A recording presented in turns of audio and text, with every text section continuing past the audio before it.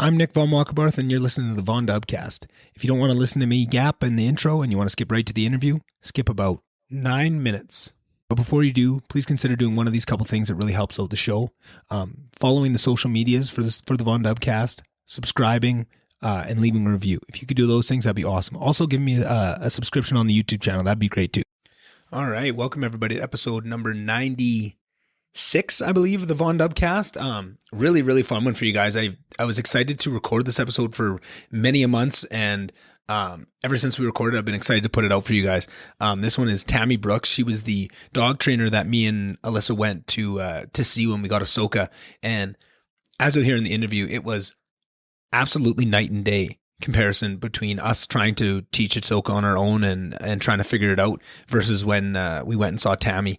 And then after that first class, that week was just nuts. We couldn't believe how much better things were going. And we thought to ourselves, well, that was just the first class, right? Like that's going to be where you learn the most things and kind of figure it out. The next class won't be as good. I'm sure it's still going to be great, but we went in with a little bit lower expectations. And again, the second week, it was like a huge leap forward with the training, and just all the skills that we had learned in the first class over the week was just kind of set her up to really take another big step forward the next week. And also it was a 6-week training or 6 sessions, and each and every one of them was just like that, where we learned huge amount and really was able to put it into practice right away and see results instantly, which is not really something that I expected to see, I guess, and or maybe I just had more realistic expectations. I didn't think it'd be that crazy, but man, it was a wild experience, and it was so much fun. And I knew that I would have to have Tammy on, mainly just because of how good we got along during the whole training thing. We're very similar people. We are very passionate about what we're passionate about, and passionate about passion in others, and for people to share our passions with people. Obviously, Tammy's his dogs and a few other things you'll hear, but we got along great the whole time, and this conversation really shows that. And I had so much fun having Tammy over. I was a little bit worried. I didn't know if she'd be comfortable sitting for 3 hours while I blabbed along, but she was just right there with me. I actually, maybe I wasn't that worried, because we got bullshitting at lots of the training sessions, after we're only supposed to be there for an hour, and we're out there talking after the fact. So I figured we'd get some good conversation going, but it's always a risk when you're asking that much of somebody. So I was so glad that we could have done 8 hours, 12 hours. I think we could have talked all damn night. It was so much fun, and it was great to have little Ahsoka in the basement with us, just running around. She was so excited to see Tammy. She almost, like, you could just see it in her eyes, like, what? Like, she loved Tammy so much, but had never seen her at the house. So when she walked in the front door, it was just like she'd saw a ghost. She didn't know what to do. She was just beside herself. And then the whole podcast, she's just so good. You might hear her a couple times, bumping into us, or we're laughing. Or I think at one point she was just digging at the couch. I think she dropped her bone under it or something. She was very entertaining and very cute the whole time. I wish we had this on video so you guys could have seen little Ahsoka running around while we were playing. But it was an awesome episode. I think there's going to be a lot to learn for people if you're just getting a dog, or if you know somebody that just got a dog. Pass it along. I think there's just endless amounts of information that really helped us, and I tried to take our experience of what we went through and really melt it down to the core parts that really helped us, so that maybe if you are in Grande Prairie and you're able to go, if you look up Purple Dog on the Google machine, make sure it's the one in Grande Prairie. I think it's the Facebook page that she runs most things through. Check it out if you can. But I think if you don't have access, maybe you're not geographically close enough to Grande Prairie to make that feasible. But I think listening to this, you can pick up a lot of those things, and maybe just will help you if you do decide to go to dog training of any kind, which I recommend really highly if you can afford it. I know it's not something everybody can do, but I would use the information in this episode to find what you're looking for in a trainer, because like I mentioned in the episode, it was apparent the second we walked through the door that Tam had been doing this a long time, had a really good grasp on it, and was making us comfortable to listen to everything she had to say, even because so much of this dog training stuff is very, what's the word when it's very illogical. It goes against what you think. A lot of the times it's very counterintuitive. That's the word. Bingo, bango. We got there, baby. We got there. Counterintuitive. And I think when things are counterintuitive, you have to have a lot of trust and a lot of faith in the person that's leading you. And I feel like that was awesome that we had that so quickly, because it allows us just to give in 100% and just listen to what Tammy had to say. And even if it seemed, hard to follow exactly the logical steps of why it works, and she's so good at explaining that too. And another thing was just so good at I'm tough. I like to ask a lot of questions and I like to know why. Things like, don't just tell me, well, this is how it is. I want to know why, because I want to know if I can trust your logic and what goes behind it. And she was so good with me to just at every point of the way, every step, when I had questions, she would make sure I understood and then picked up on that right away and made sure that every time she would never just say something without backing up. She knew that that's what I wanted to hear. So she framed the entire training to really back up everything we were doing with reasoning and why. And I love that. That's exactly, I wish every teacher I had growing up would have been that way. I mean, that's not feasible too. You have 30 kids in a class and all that stuff, but it was just a really great experience. And I'm so glad that she agreed to come on and do this and that we get to hopefully share this wealth of knowledge with a lot more people. And I'm sure if I can convince her again, there'd be another 3+ hours of knowledge that we can do, and probably into the future, just kind of keeping up with all the latest and greatest in dog training. I can't imagine this is going to be the one and only time Tammy's going to join the podcast. She's a really special person and just goes so above and beyond with everything else of just the issues we're dealing with Ahsoka with her stomach and not feeling good. Just every step of the way, different food recommendations and probiotics and this and that. Just so much beyond the call of duty in terms of what we set up for, what we signed up for and what we paid for. She just cares so much about the dogs and so clearly loves Ahsoka just as much as we do, right? Which is awesome. You'd think after 20 some years of training, you wouldn't get connected like that, but you could see that she did. And she was just as excited to see Ahsoka when she showed up. And that was just warms my heart. And I just can't say enough good things about Tammy and just what an amazing person she is. And what amazing knowledge she has to share. So I'm glad that we get to share that. What else? Like I say every week, if you guys could do me a favor, follow the social media, that kind of stuff. I know sound like a broken record here saying it all the time, but this is come October 1st, that's when it's going to get really important. That's when I'm buckling down and getting advertising and kicking this thing off for real. And I'm so excited for it. Big thank you to everyone that downloaded my response to the Alberta restrictions video last Friday. It got an amazing amount of downloads. I couldn't believe I didn't check till just before this, just because I put it out and then left to Edmonton and had an absolutely amazing weekend of golf and just hot tubbing and watching fights with my best friend and my dad. And it was so much fun just to kind of relax and have a little bit of a weekend away. I really needed it. But like I said, I hadn't checked the downloads. So when I just sat down here to record the intro and outro and get it all uploaded to the hosting site, I looked at the downloads. I can't believe how many people downloaded. So clearly there's people that are, looking for that information. And I had a lot of people reach out and just say like, hey, I understand where you're coming from more. And, I was a little bit hesitant with some of the things you're saying, but now that I hear it laid out a little bit more, I understand where you're coming from. And I really enjoyed that. That was the goal of the whole thing. So I'm really happy with how that turned out. And other than that, any guest ideas, any of that stuff, kind of the same things. If you heard one intro, you've heard them all, you know what I'm after until come August 1st. That's when it'll be a little bit more of rubber meeting the road. I'm so excited for that. And I know I mentioned something on the last podcast just about some other personal stuff I'm going through right now and still, right in the thick of it and going through it. And it's hard and it's tough, but it's going really well. And I hope to be able to, talk to you guys about it a little bit in the future when it's maybe not as fresh. And I'm excited for that too. And excited for that journey, but just always want to be honest with you guys about how I'm doing. I'm doing good. All things considered, I'm doing really well. And that's life, and that's the way it's always going to be. It's never going to be all sunshine and roses, but I'm really happy with the path that I'm on right now and where it's going, and I'm really thankful for everything that's brought me here. So thank you to all you guys that are listening. I really think you're going to enjoy this episode. If you do, please share it with a friend. If you're about to get a dog, if you know somebody that just got a dog, please pass this one around, because this is one just top to bottom. I just think it's a really special person that the whole world would benefit from hearing more from. So without further ado, here's Tammy Brooks. All right. Talk to you guys in the outro.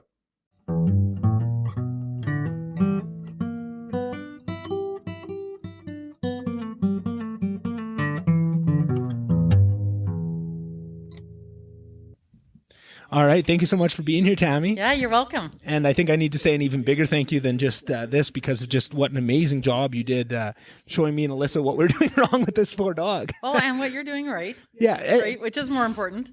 And it felt like there was a little less of what we were doing right and a lot more of what we were doing wrong when we first got there. But I just, I couldn't believe a couple things. The first thing was, and I've told you this a couple times already, but just how apparent it was how much experience you had training dogs. When we first walked in and started talking to you, it was probably primed a little bit of seeing all the dog training stuff around that, but just the confidence and the the passion and all of that was so apparent when I first walked in. And that's very important for a lot of things, but specifically for me, who has a real issue with authority and listening to people and trusting authority and what people have to say. Like I always struggled with school because I didn't want to listen, but that's even something that Alyssa said right away of, oh man, you sure listened to Tammy really well. And I said, because it was very clear that she really knows what she's doing and I can trust this person. I felt like that was awesome to see. And then the second thing was just how little tips changed the world. Like that first day, the first day was more just conversation. We only did a couple exercises with Ahsoka, but it was like night and day. That whole week, we were both just like, I can't believe how much better this is. And just the confidence of knowing someone we can ask these questions instead of the first couple of weeks before we went to training. It was just like, are we doing this right? We don't know. We're not sleeping much. We're kind of freaking out. It was awesome. We haven't learned how to talk puppy yet. Exactly. Yeah. And it was, I'm just curious kind of how standard that experience is. Cause what it really felt like was we thought we were doing everything right and that Ahsoka just wasn't really catching on. But what became apparent from the very first meeting was that we were just not speaking the right language. And she is so quick to pick up. Like we recognized that she was smart in a couple different ways of just those things. But how common is that for it to be, I mean, this is probably every time, but how common is that for the dog owners when they come in to be that out of touch with what they think training a dog is going to be? Is that pretty standard? It's pretty standard. And I also think, I just said to my mom yesterday, actually, that most of my job is just teaching people to accept that their dogs are dogs. Yeah. Right? To get your expectations out of it and take the dog that you have in front of you. Right. So you're learning how to speak dog and you're learning how to listen to your dog, more importantly. And training comes along with that. But really, it's more about relationship than it is about anything else. It really is, which is so funny because that's with almost everything in life. Like you can apply that to dog training, you can apply that to anything, to substances. You have a relationship with anything. And that's the most important part is recognizing that and working to understand it and build that. And that's what we really saw with Ahsoka. Once we started building that relationship and started speaking the right language, she was so, it almost seemed like she was excited to learn. Like she's enjoyed this. Like, I've been trying to learn from you idiots. You guys just haven't been talking to me. And then as soon as we did, she was instant response. Right. Yeah. She's like, oh, you're getting me, which is confidence building for her too, right? Exactly. Yeah. Now she's not like, oh, these knuckleheads don't know what they're doing. They actually. Well, you're creating a safe learning environment for her, and she's the student. Right. Right. So she's letting you know when it's safe or when it's not safe, and you're listening to that. Yeah. Which is a really big deal. Right. So when you ask me if that's the same experience for everybody coming in, my experience is a lot of people come in, they just don't understand the dog that's in front of them. But I also really want for everybody that comes in the door for it to feel like magic. You know, like here's the magic, right? You can do this. Yeah. You can also own the magic. Yeah. And that's really, really important to me as a teacher. And I think that's what was so, that made us so excited to come back was that first feeling of that exactly what you said. Like it's almost like magic. Like, wow, we've been putting in just effort, like bone breaking effort to try and train this dog. And with a couple small changes, we've got more results in 1 hour with a couple of easy changes than just all this effort that we've put in. And then it was like that each time. And it was kind of funny because there was so much progress that first week. We thought, oh man, like this, we're excited for the second week and we had told you as much, but we thought it can't be that big of a deal the second time. Right. And it was another night and day change every time. I think, what did we do? Six classes or whatever. Each time was like night and day better. Like we learned something each time. Ahsoka learned something. Like it was, I couldn't believe how much the big steps are. I thought it would kind of be, the first one, then it would taper off. But each time, and I'm curious because we only did 6, but like in your experience, how long is that? Like, could you keep doing that for a 14 year? 14 years. Yeah. Yeah. And you're going to learn. My oldest dog is 14 now. And even now, there's still times when I'm not a really good listener, right? I'm bossy. Yeah. So I'm not a really good listener. And sometimes I'm trying to get what my dogs are telling me and they have to tell me 6 or 7 times before I get it. But for 14 years, I'm still learning stuff from that dog. Yeah. Yeah. It never, ever goes away. And you can teach them new stuff and you can learn new stuff every single day. Yeah. And one of the biggest things I think that you told us that was very surprising, I think, to me personally, probably both of us, but also just gave us so much relief was you said, you know what, you don't need to start training a dog right as a puppy. Everyone thinks that, but you could start this training at 2 years old. Right. And you can still have results. It'll be harder, but you can do it. But just that knowing that, because I think what we had built up in our head, and I think what society kind of makes it seem like is it's like kids, that first multiple time, if you mess up in that dog's broken forever, right? Like it will never do. And we're so scared of that. I think we were, almost not doing the best we could just because of that fear of what we had built up. And it's like everybody with their second kid though, right? Yeah, exactly. Right? So the second kid, you watch them eat the stuff out of the sandbox. You're like, well, they won't die. It'll be okay. Yeah. And the second puppy will be the same way, right? You won't be nearly as stressed out. They might not end up being as well trained right out of the bag because you did a lot of work with this puppy, but you'll be a lot more relaxed. You'll enjoy the next puppy more than you'll worry. Yeah. And it seems like for me, I almost give more credit to Ahsoka than I do to us because, like, very clearly, I think she's just so smart. Right. Like, well, and I feel like we're not even that good at trainers. And they're sociable, right? Yeah, so sociability is your really, really big thing. Yeah. And doodles are sociable. That's why people love them. Yeah. So she wants to learn from you and she wants to listen to you and she wants to be part of what you guys are doing, right? And that's why she learns easily. Yeah, she definitely does. And that's what we always joke about. Me and Alyssa always, like, what are you doing? Can I come? That's what she's saying all the time, right? What are you doing? Can I come? Can I be involved? Right? If we're doing anything, she just wants to be involved in it, right? And that's probably amazingly helpful for teaching. I imagine if you had a puppy that was disinterested, it'd be a lot harder. Right. When you get into breed differences, what purposes are, but all doodles are bred for is sociability, right? Companionship. Love and cuddles. Yeah, love and cuddles, exactly. Which is perfect for us. Yeah, that's right. And it's perfect for most pet dog people. Right. That's why there's such a popular, any mix with poodles, right? Yeah. And when you bring up popularity, this is something I was curious to ask you about because we've been trying to get a dog for a long time. I've been, probably a 4-year journey to finally get this dog. If we're honest of, the starting points and all the sticking and the lows and the highs. And we had a deposit down on a Bernedoodle and the mom passed away and it was heartbreaking and all that stuff. But what I found was since the pandemic that the search for a dog got infinitely harder. It seemed like at that time when everybody was working from home or whatever it was that triggered it, everyone and their mother wanted a dog at that point, and we could not find anything. No. And the other thing we found was a lot of scams too. And there was everybody on Kijiji there. You'd see the same litter, the same litter picture on 4 different ads, and clearly 1 is right and 3 are false, right? And just people collecting money. I'm curious what you've seen, if you've seen any of the follow to that, because the first thing I thought of when I noticed that was, oh man, there's gonna be some puppies going to some families that puppy deserves more. And I was really sad about it. And I'm wondering if you start to see, because now it's been a couple months, probably lag time from that. Have you seen that a little bit in kind of the industry? So most of my career has been in animal sheltering. So I probably see that more than anyway, right? That's not really unusual that people are badly matched with the dog that they have. And that was before the pandemic and it'll be after the pandemic. Yeah, you're right. So hopefully the 1.5 years that people had to sit at home with their puppies, they made a bond. Yeah. And they spent some time learning together. And by the time they got back to their real lives, lots of those dogs will stay in those homes forever. Yeah. Right? Yeah. And that's which wasn't happening before. Really? Right. Yeah. Because people weren't home enough to make that bond. So they get the puppy the same way you guys did. And then they were overwhelmed and it was too hard and they were working full time and they didn't know what to do and they didn't have time for classes and they still got to bounce the kids around. Yeah. And the kids said they would help with the puppy, but nobody's helping with the puppy. Right. But they didn't have time to fix it before. And when you're all sitting at home in the same space for 1.5 years, we have time to create a pretty good dog. Right. Right. Right. And that's, that's a really good point, and that's a good way of looking at it too. Of just that was an issue before, it'll be an issue after, and the fact that a lot of puppies that maybe wouldn't have gotten homes got great homes. Right, it's probably the better way to look at it. Right, and there was a lot of scams too. I mean, there was a lot of people. Obviously, doodle breeders. I don't have any problem with doodles. I actually really love them. I've never met a nasty one. I think that they're great.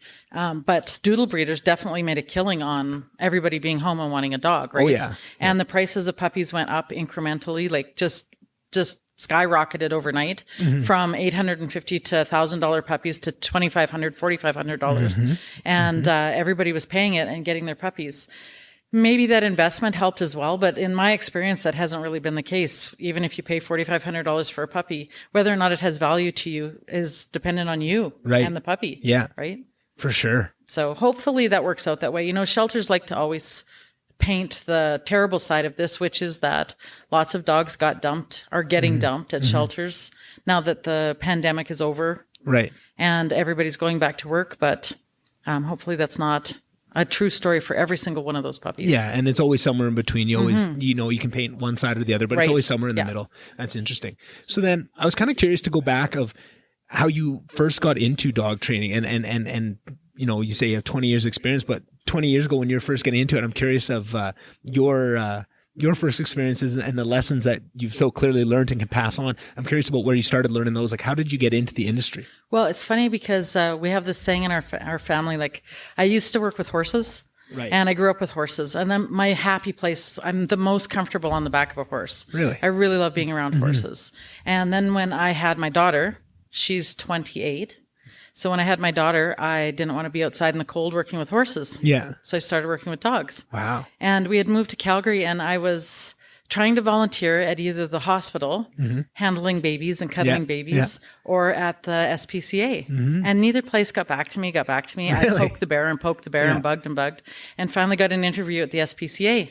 So that's where I started hanging out all of the time, living, eating, breathing the Calgary Humane Society, and then volunteering in their dog classes. Yeah. Because I did dog classes as a kid with my dog up here in the Kennel Club. Yeah. And then I started doing volunteering in classes and then started teaching classes, and then it just went from there. Right. And at a certain point, I decided I could probably help more dogs not end up at the shelter by running my own business than by teaching at the shelter, right? And to my surprise, most of the dogs that we ended up helping through lessons and still do are not shelter adoptees. They're almost all purebred puppies that people have gotten from places. Right. So I thought we would see more dogs coming out of shelters coming to our classes, but that isn't what happened. Really? But yeah, we really got to help lots of dogs through those businesses. So how long do you think that period was where you were working at the SPCA before you went out on your own venture? Like how much time did you have in the incubation there to kind of learn the ropes? 8 years. Wow. Okay. So you picked up a lot there. Right. And what's cool about that is, well, at that time, so growing up here and training in the Kennel Club, I was training dogs with choke chains because that's what we did. That was going to be my next question. I was going to ask. So I'm curious. I just want to see if you can cast your mind back to when you were first on the SPCA and what training looked like to then compared to what it is now. What were some of the biggest changes if you contrast those two pictures? Well, tools. And I'll tell you, like as a 20-something-year-old with all the confidence and brashness of the world, because that's who I am, I would argue with people about choke chains and correction collars, and it's how you use the tool and not the tool. And that whole evolution took years. It took years and years. And there was still a time, dog training kind of did this, and I went along with it, is that we went from using punishment to getting into clicker training. And then we were not good at clicker training. We all clicker trained, and we had a really good time clicker training. And that's like the audio cue for things? Right? So is that negative or positive? It's a positive reinforcement tool, but it is, it's a reward marker. It just tells the dog they're going to get a cookie. Yeah. Right. So instead of saying yes or take it, you're going to mark with the clicker. Right. Right. And it's really how they've been training zoo animals for decades. Right. So I started going into clicker training, but then all of the dogs, the fallout for clicker training, the punishment people would say, well, none of the dogs are very well trained. Right. And they weren't, because we were clicking everything. Yeah. Right. If the dog sat, we clicked. If the dog stood, we clicked. If the dog spun, we clicked. Right. And then nothing was under control very well. And that language break, there's a real language breakdown there when you're not getting that nuanced feedback. Yeah, we weren't good at it. That's all that it was. It was working. Yeah. But we weren't good at all of the fine things because we were used to being bossy and being on top of our dogs all the time, so to speak, right? Yeah. And now we were asking them to offer behavior and feel safe learning with us, but we didn't know how to control what we were doing. Right. So we went from you must or else to you must and I'll give you a cookie. Yeah. And then now it's kind of evolved to do you have to? You know, maybe this is a two-way conversation, not just a one-way conversation, which gives me goosebumps to even say, because that's the stage where I'm at, where I find it's a completely new thing to start looking at all of this from the dog's point of view. Yeah. Right? And go, how is this for you? Instead of just, how is this for me? And you have to do it. Right. Right? Yeah. So it's a huge, big change, but that's been, almost 25 years. When I started teaching at the SPCA, Emily used to come with me in her car seat. Yeah. Right? And I'd sit her on the table in her car seat and she'd play with stuff. And when she was 4 or 5 and I was at the shelter teaching classes, she would put herself into a crate and sit in there and color and, eat snacks in her dog kennel while we taught that's classes. Crate training. Right? That's crate training. The animal puts their own selves in the crate. So it's been a really amazing, amazing journey, and it never stops. You never quit learning in this job. You're always learning new things, hey? Just a couple of things you mentioned. I like that you mentioned of looking at it through the dog's point of view, because I think that was one of the biggest mindset shifts we had of looking at it, of not just of trying to understand what's happening, because so many of the things, I think we were telling you this at the start, but we didn't have really clear proof of it. But what we say is, it seems like she's really smart and she knows that she's just choosing not to. Right. Right. And that's what we found once we got more and we did more training. That's her to a T. She will learn stuff quick as hell. Like if you like a new trick or a new thing, but then she just chooses when or not. She knows what you want her to do. She's just deciding if she wants to do it. But understanding that was so much better. Of the frustration's different because you understand this is a different thing. You're just choosing not to do it. And if you're being a shit, but now we can deal with that because if you're just being a shit, I'm going to treat you like you're being a shit, right? I'm not going to be there sitting patiently trying to teach you this thing that you clearly know, right? But are choosing not to show it in that moment. That was so crucial. And I feel like to get there was that step of trying to see things through the dog's perspective and understanding what are they telling you? Like what signals are they sending to you? Right. And so in training, I'm always trying to think when I'm helping people, is this a training problem? Right? So do we have a communication breakdown? The dog doesn't know what we're asking. Most of the time when they won't do it, it's because they don't know what you're asking in that environment, right? So it's not that they're being obnoxious, but sometimes they can't or they don't want to. And if you know that they know it really well in that situation and they're telling you that they don't want to, usually there's a reason for that.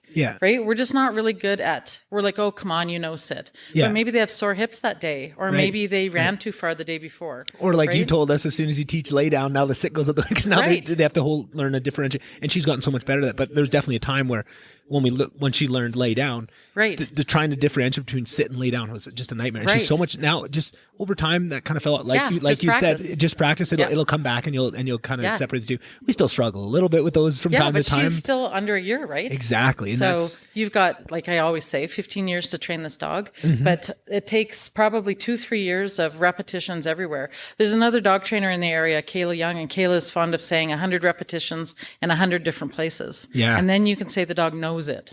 Right? And that's actually a really good way to think of it, because for all of us, like in all honesty, if you counted the number of repetitions that you've had this dog sit, you're probably already at 100. But if you think of 100 repetitions in 100 different places, you're like, okay, well, that's like 2 years of training. Yes, it is. It is, yeah. And then you can pretty much count on the behavior. So then if she's telling you she can't do it, you're going to go, so what's up? Yeah, what's different, right? And that was something I really enjoyed too, was understanding the different scenarios, and that even though you learn something, they're going to have to learn it in all these different scenarios, and there's going to be different things and different smells going through your head. But what I liked about going through it was kind of learning that language. With your help, you helped us learn the language of what she looks like when she's doing certain things. Like when we're trying to train something, you can almost watch her brain work. Like when she's really trying to, like, I know you're trying to get me to do something, I just don't quite get it. Like like the mat game was a good one where just for people listening, what we're trying to do is teach her to go to a mat, right? So at the start, you just kind of, if she steps on it at all, you stare at it, and if she steps on it at all, you throw some treats down on the mat, and then it starts with 2 paws and then 4 paws. And there was some process at the start of that where you could see she had done it a couple times, but she just wasn't quite processing. You could almost see the little gears turning in her mind of, I know this is training and I know you want something of me. I just can't figure it out. But as soon as she got it once, then she gets it. And that's like with so many, but then you can start to look out for that. Okay, I have your attention. I've got you in training mode. I can tell you're trying to listen to it. And I feel like for us too is like, oh, this is awesome now, because it's so hard to teach any behavior until you have that piece of knowing when you've got them in teaching mode. And I think that was another thing that we really liked was the harness with the front and the back of having training mode. Like if we put this on the front, that means we're working, we're teaching something. If it's on the back, go nuts, have fun. We're just out for a it's an easy way for us to know what it is we're doing too, right? Whether we're training or we're just playing. But reinforcement drives behavior, and that for me that was one of those big light bulb statements. Reinforcement drives behavior. So if something's not working, then I have to figure out why what the dog is doing is more reinforcing for it than what I want the dog to do, right? And that go to the mat behavior is like an excellent example of that. As soon as she realized that all the reinforcement was coming from this behavior, then no problem. I'll offer that all the time. Right? It's a cool way to learn. It is. And actually, I have lots of teachers and nurses in lessons for some reason, but teachers are really fond of telling me all the time that the evolution with dog training is really not that different than the evolution in training kids and training people.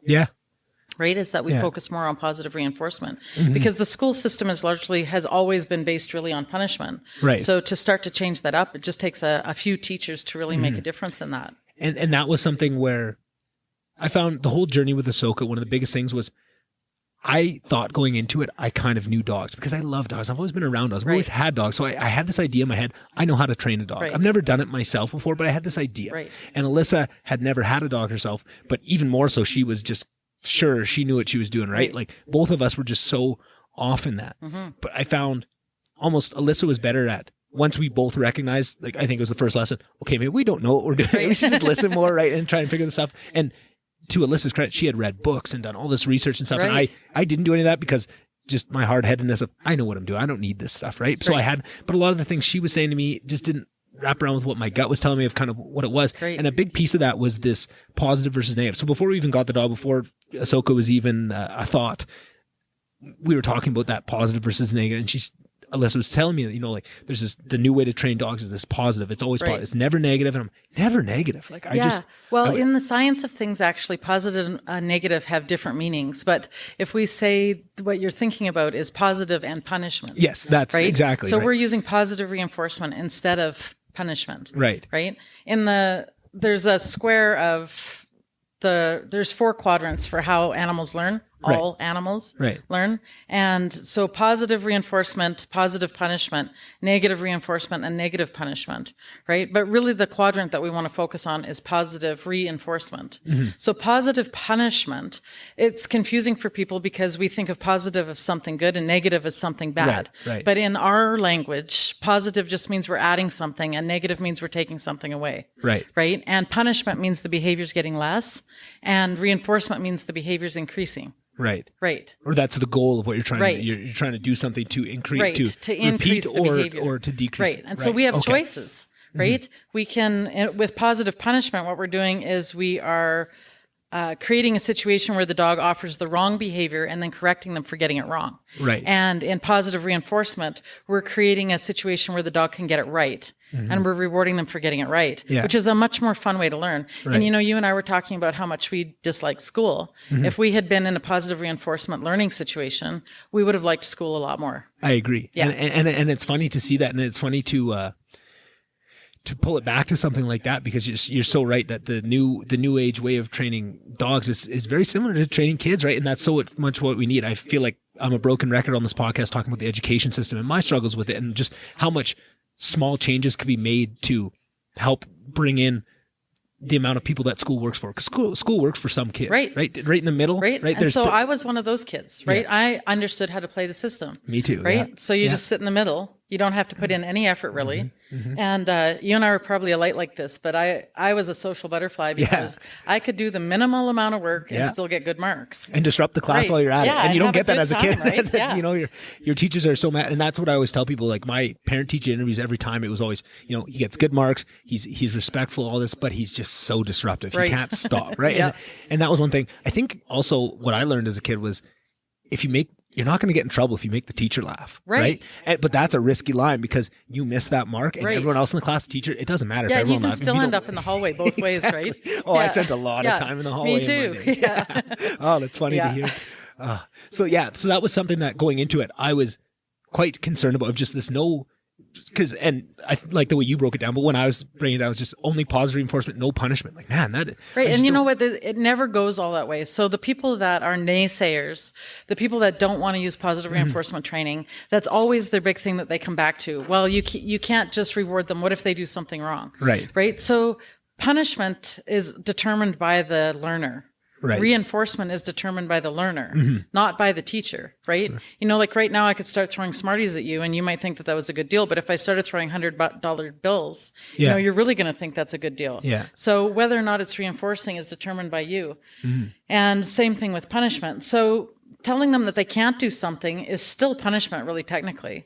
So we're not just saying, run willy-nilly and be loose and hopefully we'll capture some good behaviors eventually. Right. There's still boundaries. There's still rules, right? And they just learn, we want it to be safe enough that they understand what the boundaries and the rules are without us having to use fear to teach it. Right. And that was the big thing of what fear can do in that relationship. And that's why even beforehand I was completely on board. Okay, we're going to try this. I'm going to try it. Even though it doesn't really, my instincts of what I thought it was, I'm going to try this.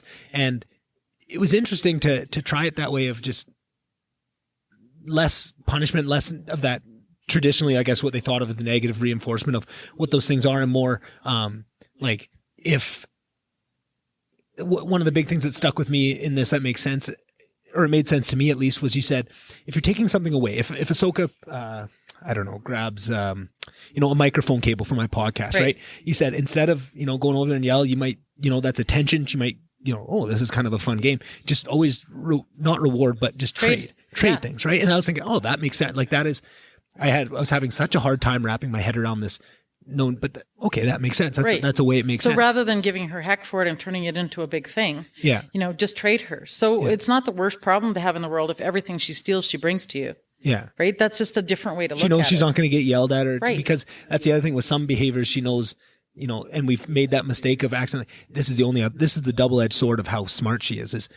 It's awesome when we're trying to teach something because she picks up that quick. But if you accidentally enforce the wrong thing, she gets that right away too. Of like how much fun it is to run away and not let us catch you. The same thing if you accidentally punish the wrong thing. Right. Like you can ruin things forever. By punishing her for behavior that you actually would like her to repeat. Yeah. Right. Like it's a really good example when we're teaching people. I don't do this, so I don't help people with training service dogs. It's not my niche in dog training. But I always think of the large breed dogs like training a service dog. Right. Like instead of this is what I want you to stop doing, it's like, what can I teach you to do? Maybe in the future, I'm going to need you to put your paws on the table. Right. So if I punish that out of you, then how am I going to get it back? Right. Right. So I want to be really careful about everything that I ask them not to do. It's really easy just to teach things in opposites. Yeah. Right. So if I don't want you to put your feet on the table, I'll teach you to put your feet on the table. Yeah. And then off the table and on the table and off the table. Yeah. Then I have control of the behavior. Right. Right. Rather than thinking about I never want you to do that. There's never really in positive reinforcement training. There's only if. Yeah. Like I only want you to do this if this is the situation. Yeah. Like another good example of that, I think, is the barking. One of my biggest fears was having a really barky dog, right? And she's, for the most part, she's really good. She doesn't bark too much, but every once in a while, if we put her in her crate or in her kennel, not her kennel, her little pen area where she can still run around, but it's the attention thing. She doesn't like being alone. She will bark. But that was fascinating to me to hear. I think Alyssa told me to at first, but I didn't quite. Like a lot of things, she'd always tell me things I wouldn't quite believe her. Then we'd wait a week, come to you, and we'd ask you, and oh no, you're all right. If she said, if you teach them to bark, like teach the speak command, it's so much easier to teach them not to bark afterwards. And I was like, man, that is such a weird way to wrap your head around it, but it makes sense, right? Once you do it, I found so much of the process of teaching a dog is very counterintuitive, right? Which is so struggle for me because logic and I need things to make sense. I don't like following things on.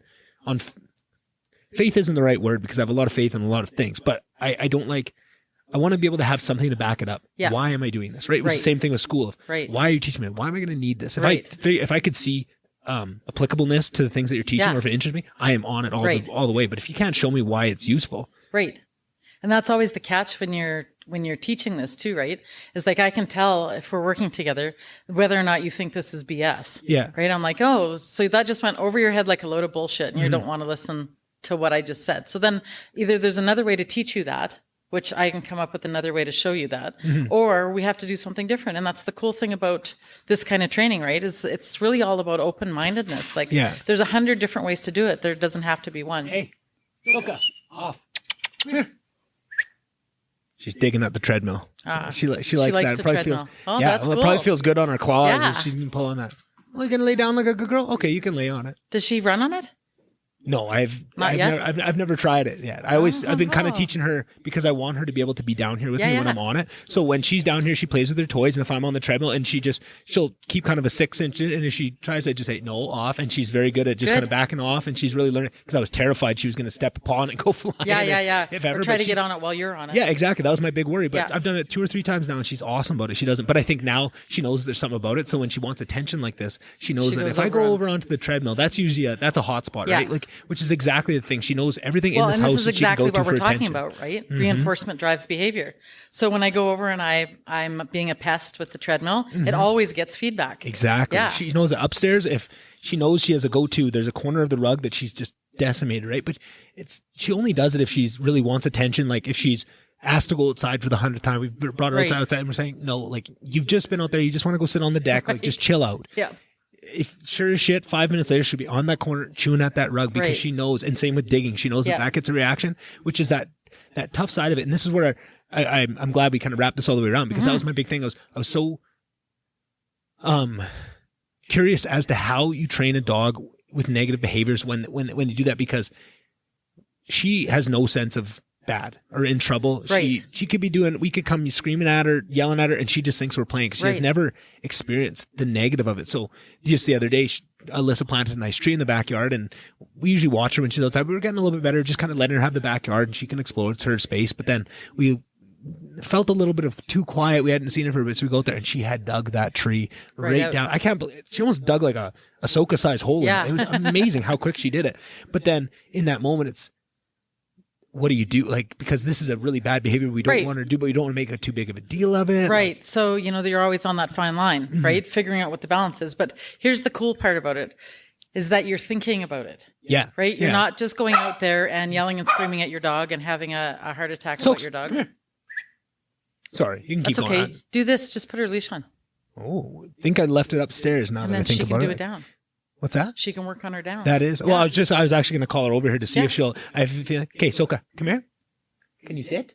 Can you sit? Good girl. Can you lay down? Oh, she's such a good girl. Good girl. She's so good, but sometimes when there's company, she likes to. Well, this is what I find too because of their age and stuff. Like mine, so Bug is 2 years old. Right. And when she's not getting enough feedback for things, like she's full of energy. Yeah.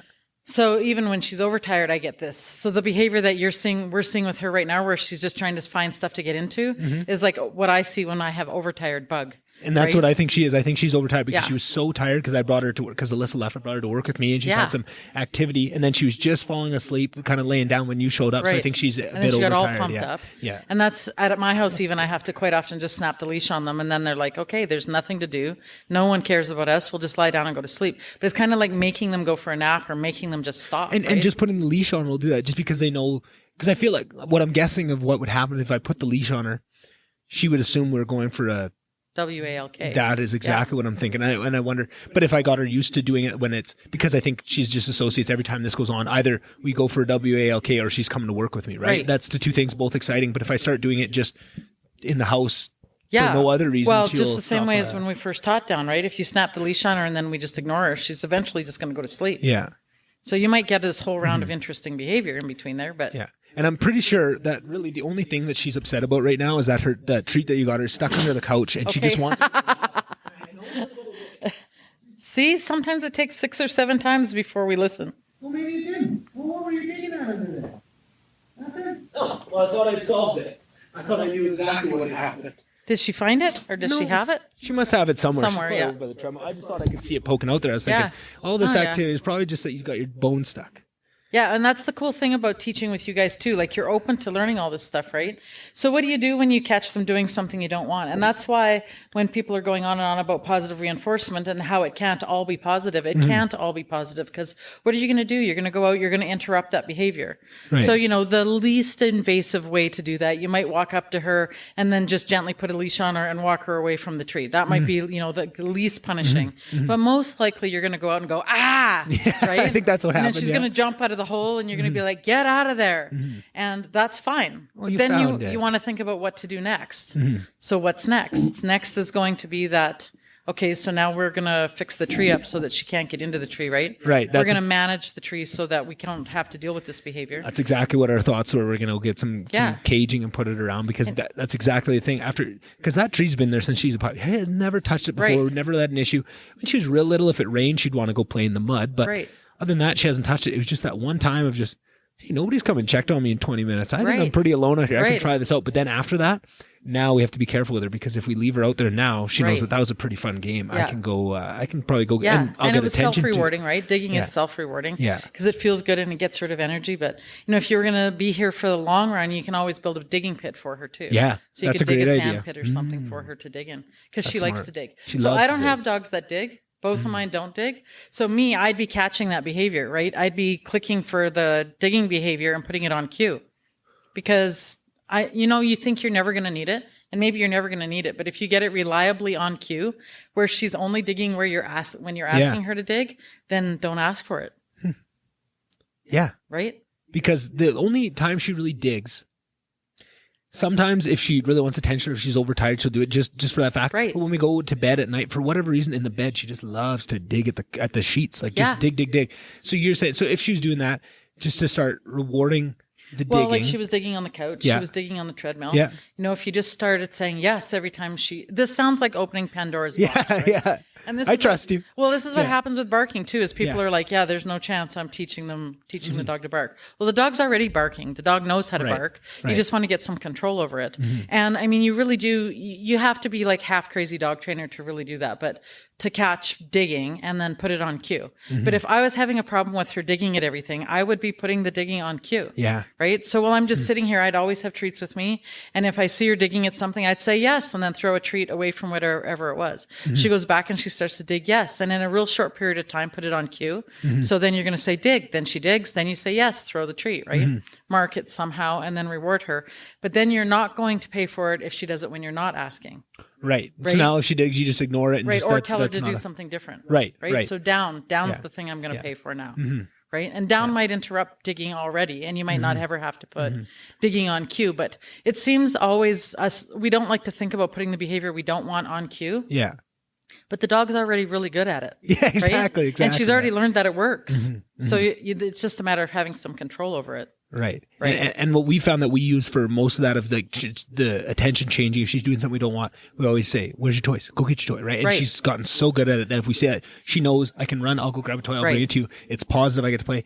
But I'm always worried that she's causing havoc, knowing that eventually she's going to get to play. Yeah, to get engagement, right? Right. Exactly. And, Yeah. and I worry about that of the different meta levels of what we're teaching and how much, because I always kind of thought, dogs aren't that smart to figure out. But this one has changed my mind. She knows way more than I Yeah. would have thought. She is way too clever. Yeah, for they're like, very good at figuring us out. yeah, right? exactly. And training us. Yeah, she's got Really, she's we got get us well on the trained string. in no time flat, Yeah. right? Yeah. Yeah, and she is figuring that out. But yeah, you can ask her to do something else, right? Every time she digs, she has to come and lie down. Right. Every time she digs, go to your mat. Yeah. Right? Every time she digs, go to your pen. So you're just interrupting it with something different. Right. Right? Just a different behavior. Yeah, but it has to be every time. Yeah. If one time out of 10, because she's super smart, if one time out of 10 she digs at something and then you say, go get your ball, it's going to be worth trying. Yeah, exactly. Yeah. And that was another big, like, not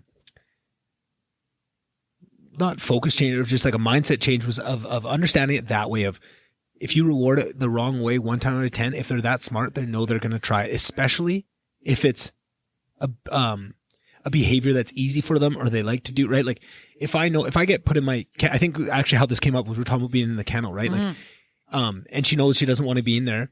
If barking got her out once, she's always going to try to bark. Yeah. Because barking's easy, right? Yeah. Like being down, laying quiet. She doesn't really want to do that. Right. So you'd have to teach it a million times of being good for the one time of the barking. That's interesting to look at it through that lens. I think I would have hoped we would have got there earlier. Like, it was great once we found you and you could teach us that, but I think we were already at that point. Right. That knowledge would have been so much better if we had that right from the Right. start. Like that was one of those pieces of knowledge of like, that Right. was just that piece of understanding of the relationship. Like, oh man, that is huge. And just for people listening, if you're getting a dog, that is huge to know going into it and to Yeah. look at it through that lens of, Reinforcement drives behavior. it does. Right. And That's it can do it right? quick. Like that's the answer to the question. Yeah. Is like, why is this working? Well, because it works.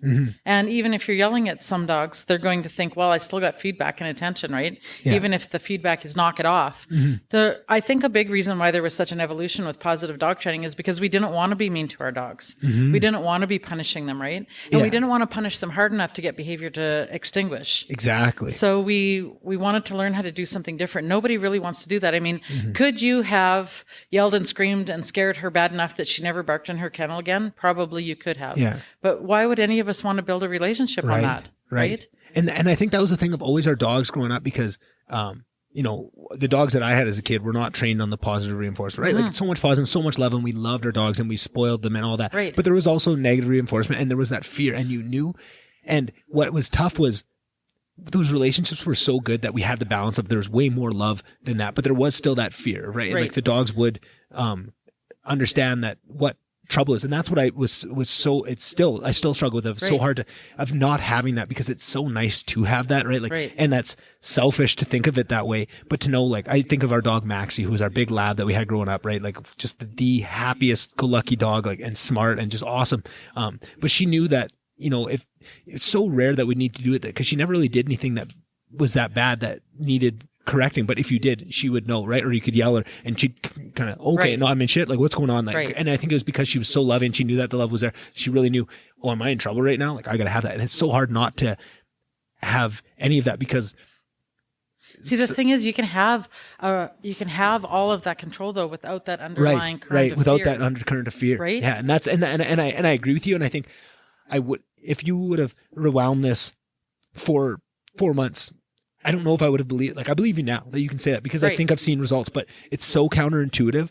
I was really struggling with that, and I was trying to be on board with it, but it was just like, this is not going to work. What you started out with too, right? So for me, when I'm really frustrated and I don't know what to do with the dog, it's really easy for me to go back to physical corrections, right? Because I know I can make this stop just for the moment, because that's what I started with, right? So it's really easy for me to go, okay, you just have to knock this off and give a good leash correction or something. But I'm a better trainer than that, right? So if I stop before I get frustrated, or if I start to get frustrated, I stop, or if I see that the dog, the animal, whatever you're training is getting frustrated, then you can stop everything and figure out how to do things a different way, right? Like obviously they're not getting reinforced enough for the behavior you want. They don't understand the behavior you want, or you've got to go backwards a few steps to get, let's say, like for instance, you can't work on down if the dog is already in a down. Right. You can't work on sit if the dog is, you can't pay for sit if the dog is standing. That just seems like common sense. But if you're trying to work on something and the dog just absolutely is not playing along, there's probably some level of that going on, right? The dog can't do it right now for whatever reason the setup is. Right. So in all behavior modification, we talk about ABCs, which is antecedent, behavior, and consequences. And really what you have to do to change behavior is control the A, which is not what we think about. Right. And just for those listeners that don't know what antecedent means, or a podcaster that just can't remember, I know that word, but I forget. What does that word mean again? It's what happens first. Right. So antecedent. it's the setup. It precedes, right. It's what happens before the behavior to cause the behavior, really. Right. Gotcha. So what would the antecedent, just in a a dog sense, like what would that be? Well, let me give you an example. If you put the leash on her and sat down, she has learned that behavior means that you're going to pay for down. Right. Yeah. Right? But we had to teach her that. Because to begin with, when you put the leash on her and you sat on a chair and ignored her, she would chew the leash, dig at the floor, try to jump on you, try to find treats. Right. Right. She did all these other things to try and figure out which thing was going to cause you to give her feedback. Right. So we changed the situation so she couldn't just run loose and be a menace. And we sat still in a safe environment and we waited for her to just stop and give up, and then we paid for that. Right. So there's some level of frustration in her for her that we are trying to get rid of in dog training. In animal training, is that we don't want them to go through that big burst of frustration. For some dogs, it's too much, and we can't teach down that way because they get so frustrated that they actually get all worked up and they can't lie down.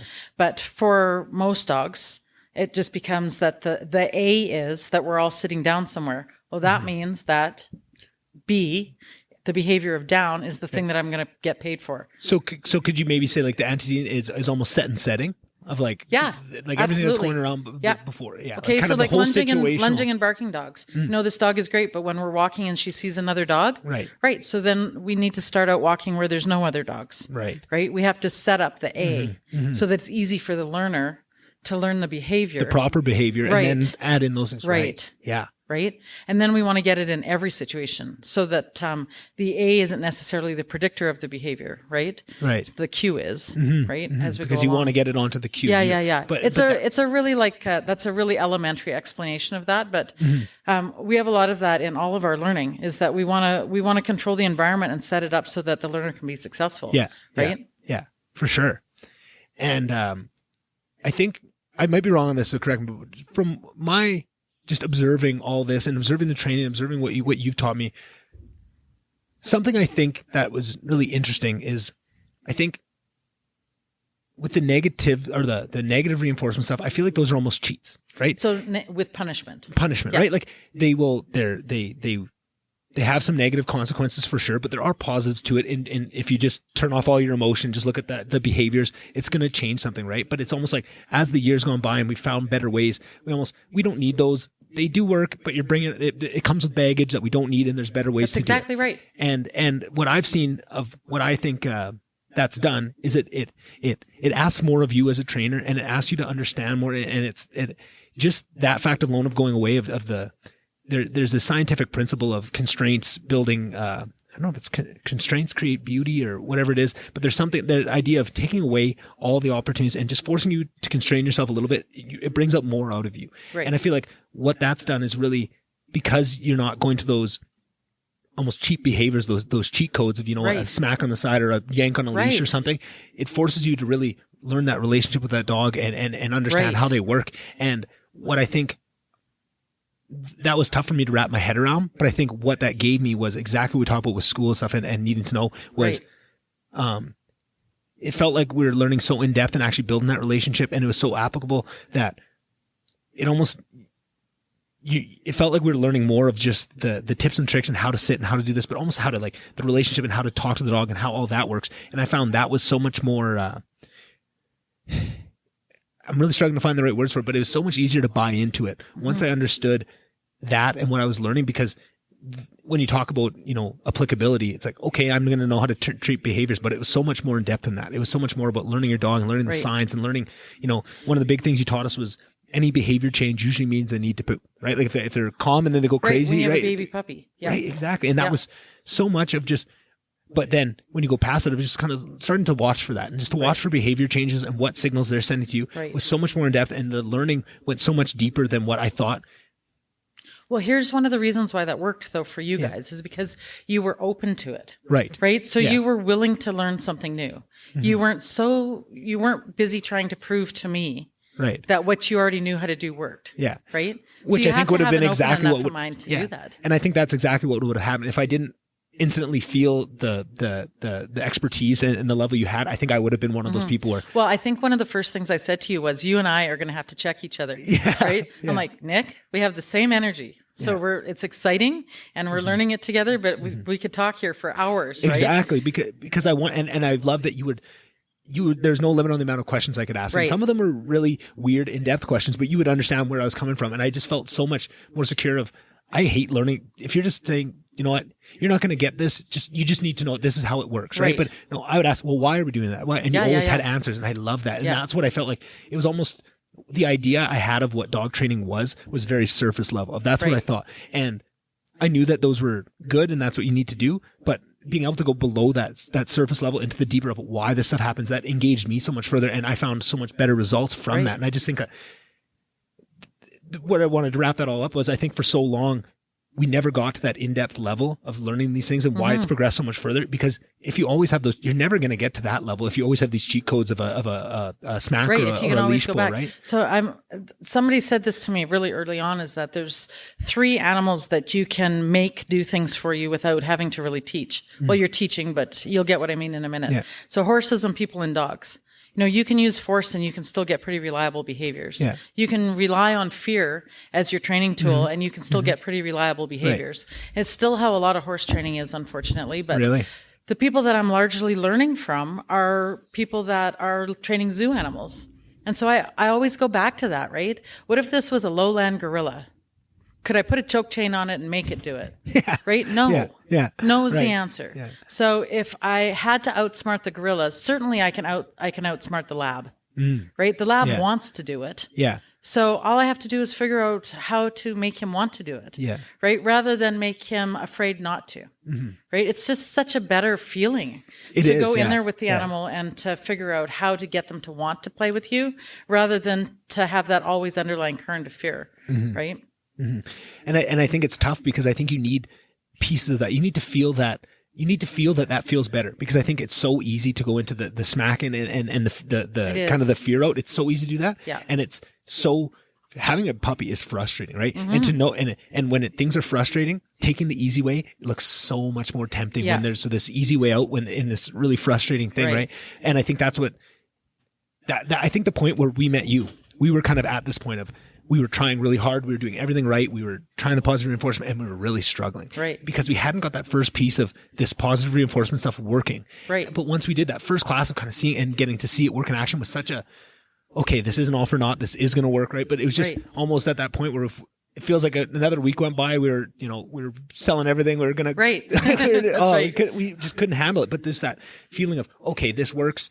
there's some light at the end of the tunnel. I feel like probably so many people get to that point where it's so easy just to go down that easy path of least resistance. It's easy to go that way, right? And you could have just given up and gone, okay, we're just going to smack her and see if that changes things. And it might have worked. And then you would be like, okay, well, that works. Right. And then that's rewarding for us because the behavior changed, right? Yeah. But I think also in your age group, and so this is a thing when you're teaching people. So I got the dog part of it. I'm going to tell you, I'm always a student of the dog. I'm always learning from them. Yeah. And some days I'm good at it and some days I'm not.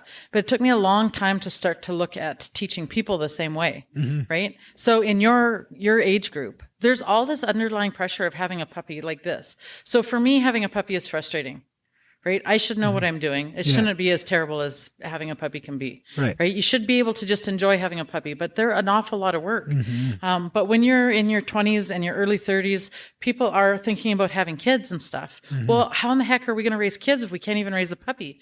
Right? Like you have all this crap that comes down with it. That sentence might have been said. Yeah. Right. But all of that stuff comes into it too. And that creates a different kind of pressure. And you just want to get this right. And you have two different parenting styles and you're butting heads and all of that plays into it. So when you've been instructing for a long time, you have to take that into account too, right? Is that I'm training 3 animals in this lesson. Yeah, right? Exactly. You're training 1. Yeah.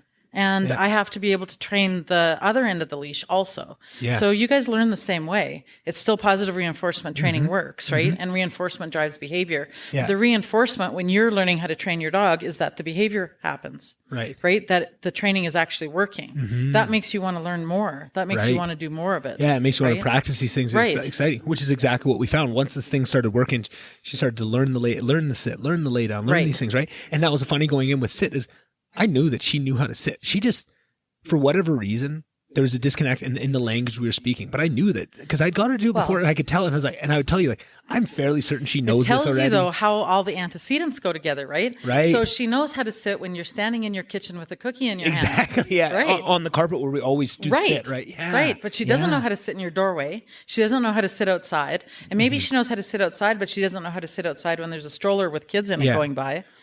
Which is so funny because the way people are, we think we put such a heavy emphasis on language because that's how we work and that's how we talk. That's how we communicate. Everything is language and words mean so much to us. But we're the only species on the planet where words mean anything. Right. But then when we're training a dog, but we've never been a dog, so we don't understand what they're taking in. So, but what we think is happening is, they recognize the word sit or the thing I did with my hand or whatever. But they're recognizing the smells, the place, the thing, and they don't know what it is, but this just kind of worked. And as they get more and they do it more, they start to they can separate the noise from the actual signal. And they can see like, it's the word. It's the command. It's the eye contact. And also the way that you're building relationship is that if I ask them to, she's learning also that if you ask her to do this, that it's going to be safe to do it. Right? That you wouldn't ask her to sit in a street full of racing cars. Right? And expect her to be okay with it. Yeah. That you would only ask her to sit in that environment if you knew she wasn't going to get hurt. Right. So she has to trust you. Right? And that's kind of a cool thing about how this works. Yeah. Now the punishment I will tell you that my dogs were just as well trained when I was using punishment. And they did, I can't remember who it was, but they did a study. So there's a trainer called, Jesus Rosales Ruiz, I believe. Yeah. The dog whisperer. Oh, he's brilliant, right? So not Caesar. Milan. Yeah, not Caesar Milan. But Jesus is a brilliant scientist. And I'm pretty sure it was him. He did a study where he was going, okay, if we just use punishment, how well trained does the animal get? Right. If we just use reinforcement, how well trained does the animal get? And in fact, both of them worked equally well because the dog understood what the consequences were, ABCs, right? So as long as the consequences were clear, the dog without very much stress would get the behavior. Right. But when you started to combine the two, which is a really big struggle for me as a dog trainer, when you start to combine the two, it caused a lot of stress in the animal. Because you're getting that mixed signals of the... So let's say every time you come to Purple Dog, you're training and you're throwing cookies at her for sitting. Yeah. But then you come home and if she doesn't sit, she gets a good kick. Right. Well, then sitting's very stressful. Exactly. Right? Because Right. Yeah. So then that cue causes a lot of anxiety forever. Yeah. Right. So having one or the other, I think about, so me growing up, I'm a generation older than you. So me growing up, the whole punishment part of it was pretty clear. If you do this, you're going to get smacked. Yeah. Right. And there's not a lot of rewards. The rewards were you weren't getting smacked. Yeah, right? exactly. So that's fine though, because it was still clear. Yeah. Was there an underlying thing of fear? Yes. Would any of us, there's 3 girls in my family. So would anybody say, oh my God, I'm so glad we got spanked? No, none of us would. Right. None of us really thought that was a good deal. Still as grown-ups, we don't. But the consequences were clear. So the learning was, if this happens, this is going to happen. We knew exactly what was going to happen. Right. So there wasn't stress about the learning. We understood that. It's different for people because you're thinking about it in all kinds of different ways. Yeah. Right. And you're putting your own baggage and your own stuff on it. Just like me knowing your guys' age group is going to cause you to have different stress about how you're raising your puppy. Right. Right. Yeah. But for dogs, it's just really clear. Right. This happens and this happens. There's no ego involved in it. Right. Yeah. And I think just hearing you explain that just had a really come to Jesus moment in my own head about that, because I just pictured how once you taught us what to look for and you could see that like the stress, it was stress, I guess, in a way of her saying, I know you want something of me and I'm trying really hard and I want to figure it out. Right. And just how tough that was. It was almost hard to watch because it's like, oh, like I know you're trying to do it. And I just you almost feel for that. But then to have that whole other layer of not only am I trying so hard to figure out what you want because I want to do good and I want you to love me. I want all the attention, but I might also get hit. Like now that that breaks my heart to think of it that way. Right. And sure, they might both get you to the other side of the pond where they're trained and they know these behaviors, but to what you put your dogs through to get to there, right? To know that. And it's almost gives you, it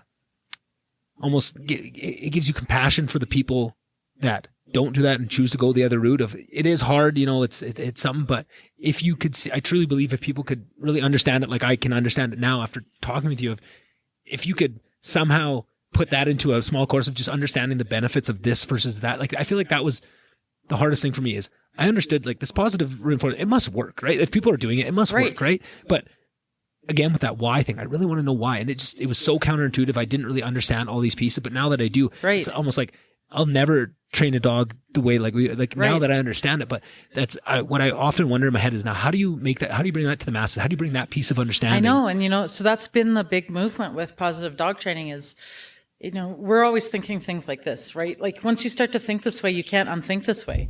Like once you start to see things from their point of view and you start to learn how to train this way, there was a really good book. It's an old book now because I had it when I was your age. So it's an older book, but it is called Don't Shoot the Dog. And it's by Grande Prairie. And Grande Prairie is really the dog trainer, the dolphin trainer who brought positive reinforcement to dog training.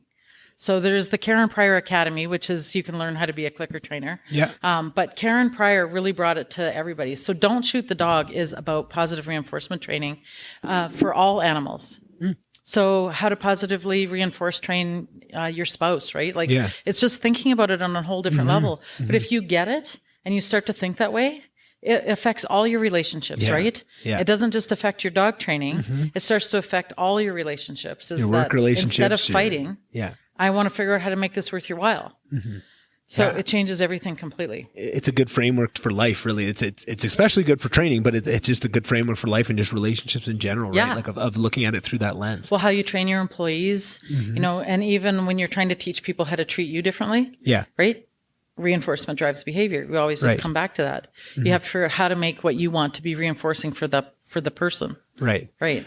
This is a little bit off topic of the dogs, but I'm just curious. You'd mentioned just in passing, it was just one sentence you said, but you're talking about how horse training is still a bit stuck in a different age. And I'm curious, because just as you said that, it was one of the things I struggle with the most with podcasting is I'm such a scatterbrain. Sometimes somebody says something, it's part of one tiny piece of a big sentence, and my mind just goes off on this huge tangent of, that's interesting to me, and I have to lock back in to listen. Right.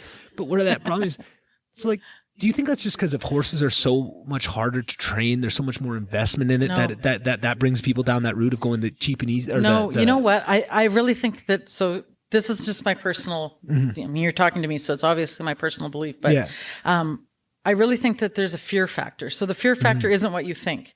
It is that I'm afraid that I'm not going to be able to save this horse, right? I'm afraid. It's like people with muscle breeds. right? Yeah. So Yeah. when you have a dog that has a really big behavior issue, that they're a terrifyingly dangerous dog, and you're trying to save that dog, Yeah. you somehow justify you can pull all the tools out of the box. Yeah. You know, if I shock this dog and the dog suddenly starts to listen and be good and I save him, then I'm willing to shock him, right? Right. Yeah. But you shouldn't have to. Right, You shouldn't right. have to go down that road. So I think what happens with horses, and I think what happens anytime animals learn how to use their power to change things, it becomes a dangerous situation, right? Like I just think about all the elephants that people are using for different jobs around the world, and whether they're well cared for or not well cared for. As soon as they start to learn that breaking your chains and running loose through the village is the right way to get your fun and excitement out, they're not safe anymore. As soon as dogs learn that the fastest, easiest way to get behavior to get consequences or the situation to change, the antecedents really. But as soon as a dog figures out how to get things to change, the fastest, easiest way is by using your teeth. Right. Then you have a different problem, right? And it's not anything in the dog. That dog probably just, I'm comfortable. Are my people this safe? Always right? works. So I'm just going to start there. Exactly. Right? I'm going to go to that because I know that's going to get me out of the situation where and he's probably thinking in his head, I'm going to get my people to a safe spot where we're away from whatever this threat is. So right? if you take that, it's always worked before. And you put it on a 2,500 pound horse, right? So horses are very friendly and very sociable, just like dogs are. And they want to work with people. So good pet dogs, we're really breeding dogs for sociability. Yeah. Right. So there's lots of different things people breed dogs for. But for me, having worked in shelters my whole entire life and wanting to help people with their pet dogs, the good pet dogs are the highly sociable dogs. Yeah. The dogs that leave the shelter first are the highly sociable dogs. Yeah. The dogs that you pick first out of the litter are the highly sociable dogs. Right. They're the great pet dogs. Well, horses are exactly the same. Right. So some are more sociable than others, but the highly sociable, friendly horses are just like a golden retriever, right? Yeah. They're 2,500 pounds.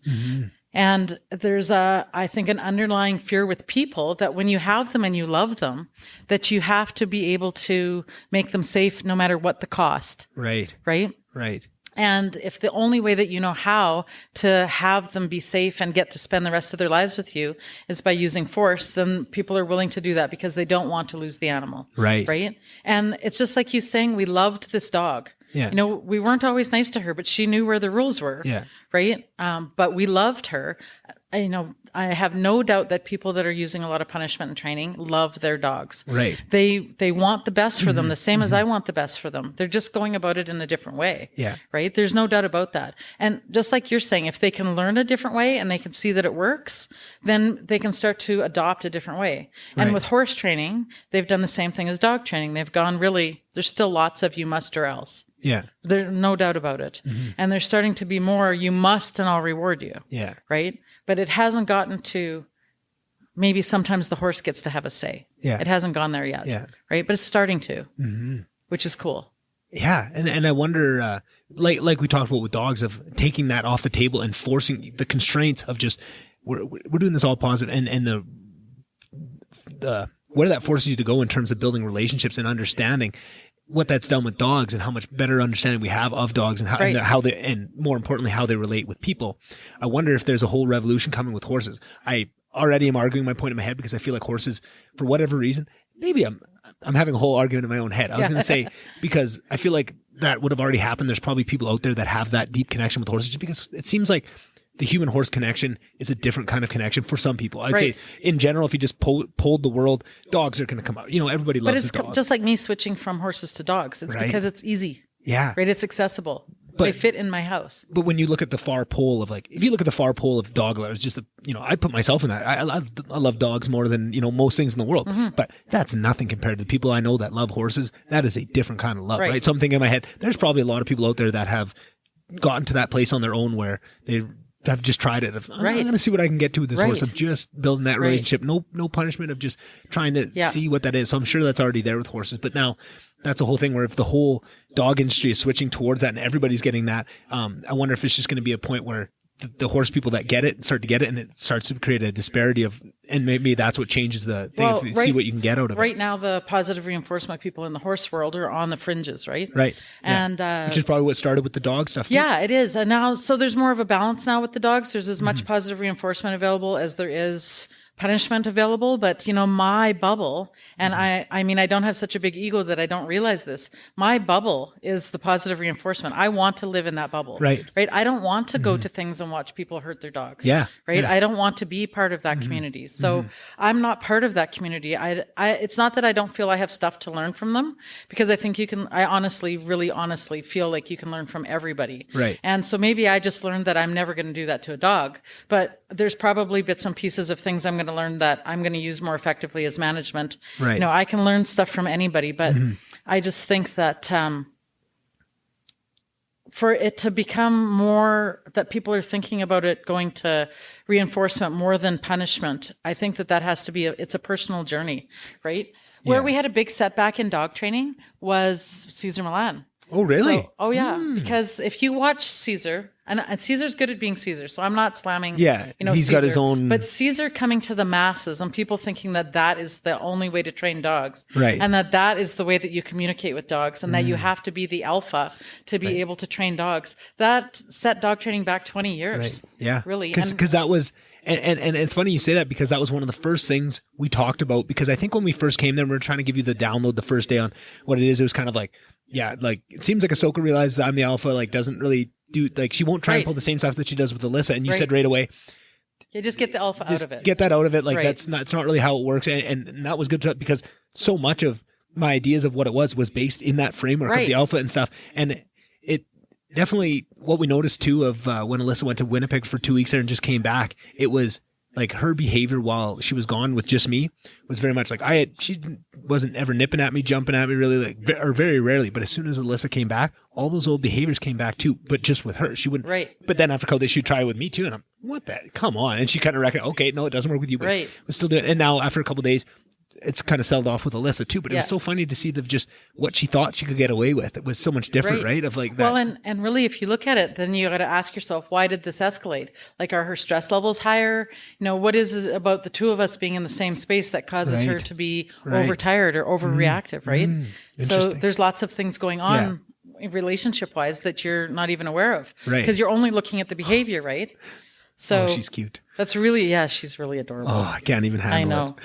Can't even stand her beautiful brown eyes, right? It's so hard when bringing her to work to get anything done, just because and this is the thing. So when we first got her and Alyssa would stay home and I go to work, she'd keep telling me, like, I can't get anything done all day. Like and I'm thinking in my head, how much work can it really be? Bringing her to work for 2 weeks? It's tough. It is tough, because they interrupt everything, right? Yeah. So you're working away, you finally get into a zone, you're getting something done, and then the dog is pestering you. So fine, take the dog outside. That's not what the dog wants. The dog wants to go for a walk. So if you go for a 40-minute walk, then you come back. Yeah, and then she wants to play and she wants to throw a toy. Right, then it's dog supper time. It's like, but we learned, and she kind of learned the boundaries of work, and then she started to figure out, okay, well, if Dad's not going to give me attention, I can go walk around the office. I can go see, I can stop at the front, see the girls, go back to sales, say hi to Jason. You know what I mean? And it was fun to watch her kind of figure out that new domain and give her a little bit of a new social circle, really. A new social circle to explore and stuff.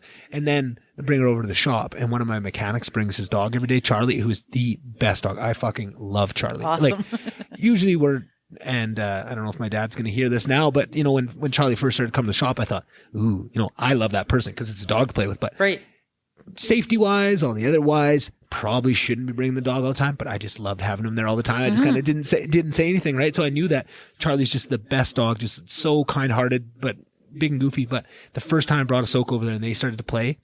Oh, now every time I can't even drive by that shop, she loses her mind because she knows that Charlie's over there. But it's in a dirty shop. So I take this nice black, beautiful colored Ahsoka, bring it to the shop, and she comes out of there just brown. Like full on rolling every dust, every pore of her is just coated. And I'm like, well, I want to let you go have fun, but you come out of it just a wreck. I know. That's how you know that she had a good time. Exactly. Whenever I'm boarding dogs, I always tell people that, okay, they'll come back dirty. Yeah. Right? Because I had one person one time with a golden retriever and she picked him up and she's like, oh my God, he smells terrible. I'm like, he's had a good time. Yeah, he's been being a dog. Go from here to get a bath. That's fine. But he's been dogging for the whole 2 weeks. Oh, that was I think it was one of the last classes we did with you. We went out to the, what do you call it? Not bunker, the little pond thing. Yeah. Out to the dugout. Yeah. That's the dugout. And watching her play in that mud and just get mad and just, who cares? She's going to get muddy. She needs a bath, right? Just go get muddy and just be a dog, right? Yeah. That was so funny to watch. Oh, funny story from that. So do you remember, you might not remember this, you train a lot of dogs, but when we were chilling out in the dugout there, the dock that goes out and the water level is pretty low. And we're saying to you, she's so, for whatever reason, she has no fear. I don't know if it's the Bernese, maybe it's the mountaineering in her, but she likes to climb on things and is so clumsy, but just how close she was to falling off into the water, right? And she wasn't really a swimmer. We did a lot of swimming lessons in BC this summer, and she's a lot better with the water now. But I knew that, and I know how she is with walking on the edge of things. For whatever reason, fear complex, she just has to test the limits. So we're out in BC, and we're at this rental place, and we're having a little shindig, and they have this really long dock out over the water. And all the guys were out at the end.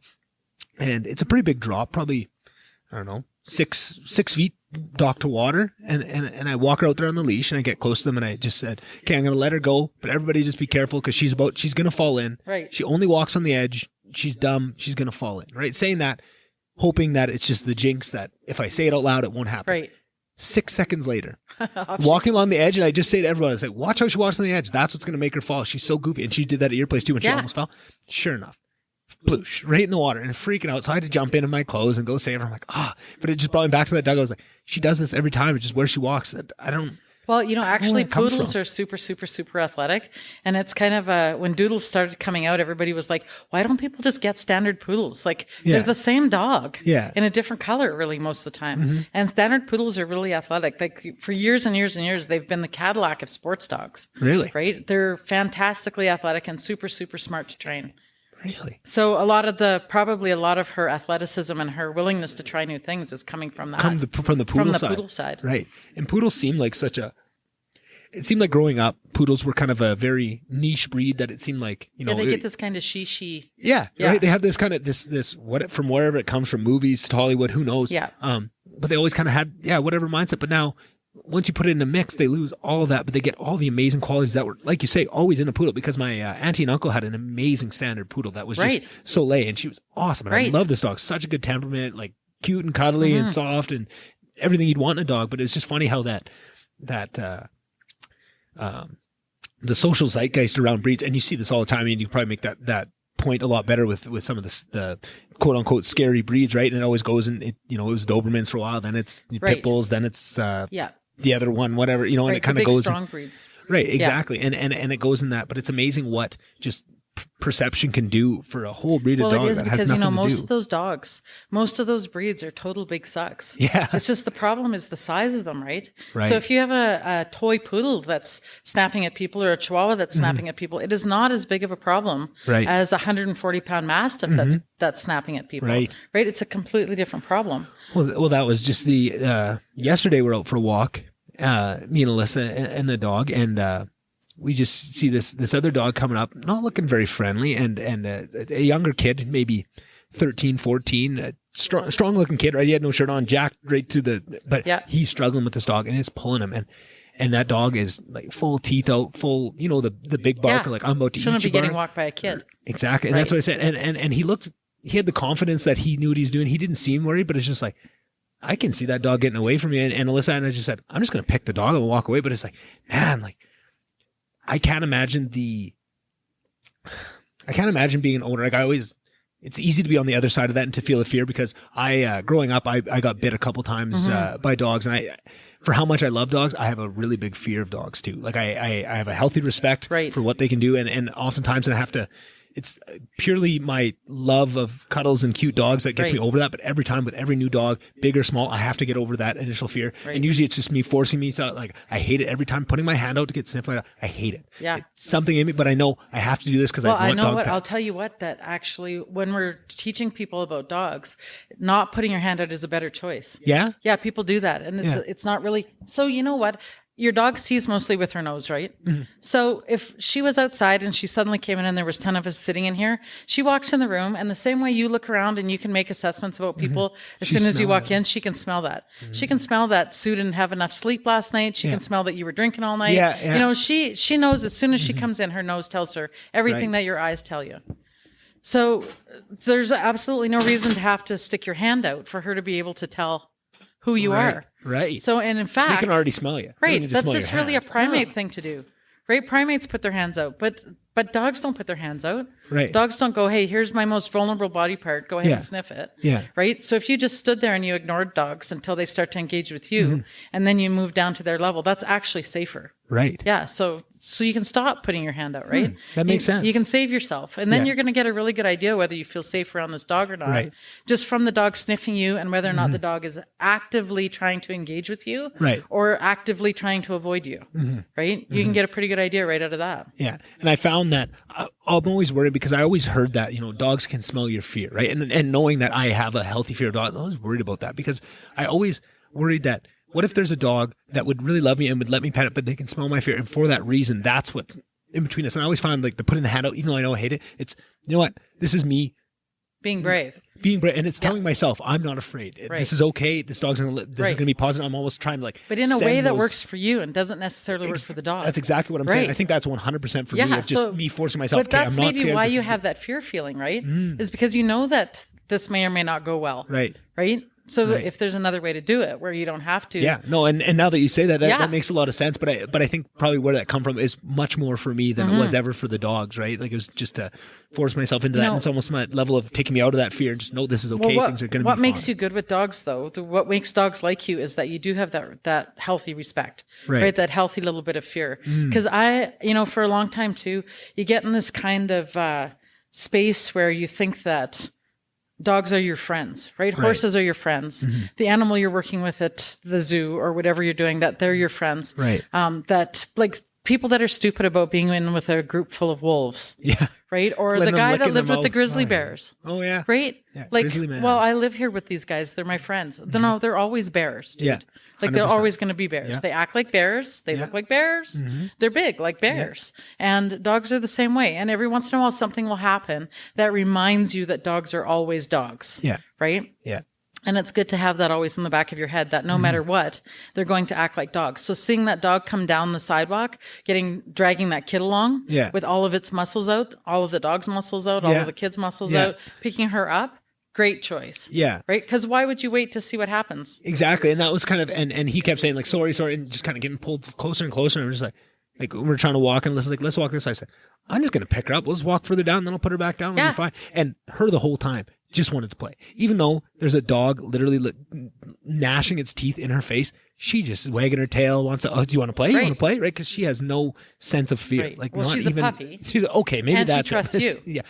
And maybe that's exactly it. She just knows that nothing's ever bad happened to me. When I'm on leash with mom and dad. Exactly. I've never been hurt before. Right. That makes sense. So picking her up, that's like a really good choice. And maybe nothing bad would have happened. Right. The dog might be friendly as heck. It just is really bad on the leash coming maybe. in, right? Right. Yeah. Might be rude coming in, and who knows? But there's no point finding that out. It's not like you have to be friends with them. Especially for me of like, not only in that moment was, I'm always scared. Like I said, I'm scared of dog, right? Like if Ahsoka wouldn't have been there in that same situation where the dog would have come barking at me like that, I probably would have reacted very much the same way, of the same level of en garde. But now it's just this whole other level of, now I have this dog to protect. I love this dog, and that's what I said to Alyssa. If a dog ever attacked me, I'd feel awful, right? Because like, not only am I having to defend it, but I don't want to hurt a dog, right? I love dogs, but in that moment, it was like, I think it felt different with her. It was like, if that dog come over here, I'm kicking that dog in the face. Right. Apologies. Like, and I love dogs. Baby. Exactly. This is my child. Like, there was not a second in my mind. I was like, oh, that's kind of different. Because I always thought that because I'm always thinking like, if there's ever a situation, it's like, what can I do to get out of the way? Because I don't want to hit this dog. Right? I never would. I would want to do everything to not harm this dog, even if it wants to harm me. It's just not in me. But that was so different when she was around. I was like, I'm still going to try everything else. But in that moment, I was almost less scared with her because I knew now I don't have to. It takes my feelings out of this. Yeah, because you're going to defend her no matter what, right? And just knowing that, it was kind of it was an interesting little. I've never had an experience. It's also like an interesting thing to think about. That's exactly what happens to you when it's your kid. Right. Right. I can't swim, but I'm going to jump in the water anyways and throw my kid out. Yeah. Right. That's just going to automatically happen to you. You don't even think anything about it. Yeah, it's built into us. Right. Yeah. Yeah. And with people we care about, and with animals that we care about, right? Yeah. Any other living souls. Oh. But it's a good thing to always have in your head. You know that you're going to put yourself into danger. Yeah. In order to save your dog, right? Mm-hmm. Yeah, it's good to know. Yeah, it's you always have that. Yeah. Okay, so there's this really great dog trainer in the States, Sue Sternberg. Yeah. And Sue gets a lot of flack, but I really like Sue because Sue is I don't know, probably 10 or 20 years older than me, but she's been doing dog training for a really, really long time. And she used to run a shelter, and her whole world evolved around teaching people how to listen to what they know about dogs, right? And so I used to say, if I was training you to work in the shelter and you said to me, well, I put my hand out and it always gives me goosebumps. I'm always afraid of what's going to happen next, Right. but I want the dog to be able to smell me. And I'd want to know from you, what Sue started asking was, what tells you that you need to have, what makes your goosebumps go up? You know, what made you worried about that dog? Were you worried about all the dogs, or were you only worried about this one? Right. So if you were only worried about this one, what did the dog do What that sign caused did you your get? body Yeah. to react that way, Yeah. right? Yeah. And it was such a cool thing, because when we're trying to teach it, I'm like, could you not tell that dog was aggressive? And you're like, no. Right? Because what I see is different than what you see, but I don't even know what I see. Exactly. Right? It's just my feeling. Yeah. So she went, okay, well, if we're going to train people, we have to teach them how to see what we see. Right? Those of us that have good instincts about this. Right. So it might be something really subtle, like you reach out for the use dog your and the dog tail. freezes for a nanosecond. Yeah. Right? Or the dog turns its head, just almost imperceivably, but Yeah. the dog turns its head. That's my alarm. I'm going to turn it off. No worries. Or the pupils dilate, Yeah. right? Yeah. But things that you don't actually realize that you see. Yeah. You're not But your you're not body aware that you're responds perceiving to. them, but you're perceiving them. Right. Yeah. Yeah. So there's always something, and learning to know what those things are, what just happened. And I think that's what also reinforces some of that fear with dogs, because if you have an experience like I did as a kid where you got bit a couple times, right? Now you are separating yourself out from dogs altogether and you're trying to minimize your experience. But all those signs come Right. from experience of, like, exactly like you say. I'm sure everybody in the world, if you took them in and you didn't show them any of those signs, they'd still be able to pick the dog out of, like, if I'm about Right. to have a problem with these 4 dogs in front of me, I'll be able to know. But you wouldn't be able to tell, oh, the ears went back, the eyes dilated, this type of Right. thing. You would just feel it, right? But if you never have, this is the exact same thing. I mean, I hate to bring it to this point, but this is what I see with right now with masks and kids, is so much of, and it's a very important at different ages, of how to learn people's faces and facial expressions and situation stuff. It's so important. And if you lose that time, it's the same way with dogs. If you're afraid of them, you're gonna interact with them less, so you learn those signals less, so that you're always scared, or you're reading the wrong signals, or you Well, never know what you're You know, getting so I into. think the difference, though, I would say that, you know, going into that conversation, right, the difference is that this isn't going to be forever. You know what I Right. mean? Like, Yeah. the kids are at home with people with no masks. Right, and that's right? and that's where I would just say it's important to recognize the importance of reading facial, so you give them safe opportunities like that Right. to learn these things. Right. Right. So when things changed this summer, though, I had an entire group of students that I have never met without masks. Right. Right. Because I had Yeah. a year of teaching Yeah. people only in masks. Right. Right. So if I run into them somewhere, I don't know who they are I've unless had they that have their happen. dog with Yeah. them. Yeah. Right. I know their dog. And then I'm like, holy cow, that's what that person actually looks Right. like. Right. Right. Oh, that makes So, sense. you know, there's some aspect of that that's definitely going to be true for kids, but I just don't think they're going to be doing it for long enough. For sure. Right? And, It's and not I think gonna- I think it's really dependent on what ages they are. I think when we look at this 10 years down the road, we're going to be able to look back and say, ooh, that was really, if you were, I don't think we even know what it is, right? There might be 4 to 6. It might be 1 to 3. It but might you be, know what? So 4 to 6 already had 4 years of people without masks. Exactly. So it might Right? be younger. And it might 0 be to older, right? 2 is mostly going to be at home with mom and dad with no masks and right. nobody else. Yeah, for what, sure. what they're going to lack is other people experiences, but they're not going to, I don't think it's going to affect them. And the mind is so malleable that you can pick up these things later on. You might have a little bit of a lag, but if you, the only worry is the same thing with the dogs, is if whatever becomes uncomfortable, they might start to shy away from those experiences in the future, where you need those to pick it up. Just like Right. with dogs, you need to be able to be around dogs to pick up those cues to Right. know the good from the bad, right? Right. It's a very similar situation. And you know, right? kids, we have so many things right now with kids, right? I mean, most of their world, a whole bunch of their world, unless they're getting parented the right way, is online.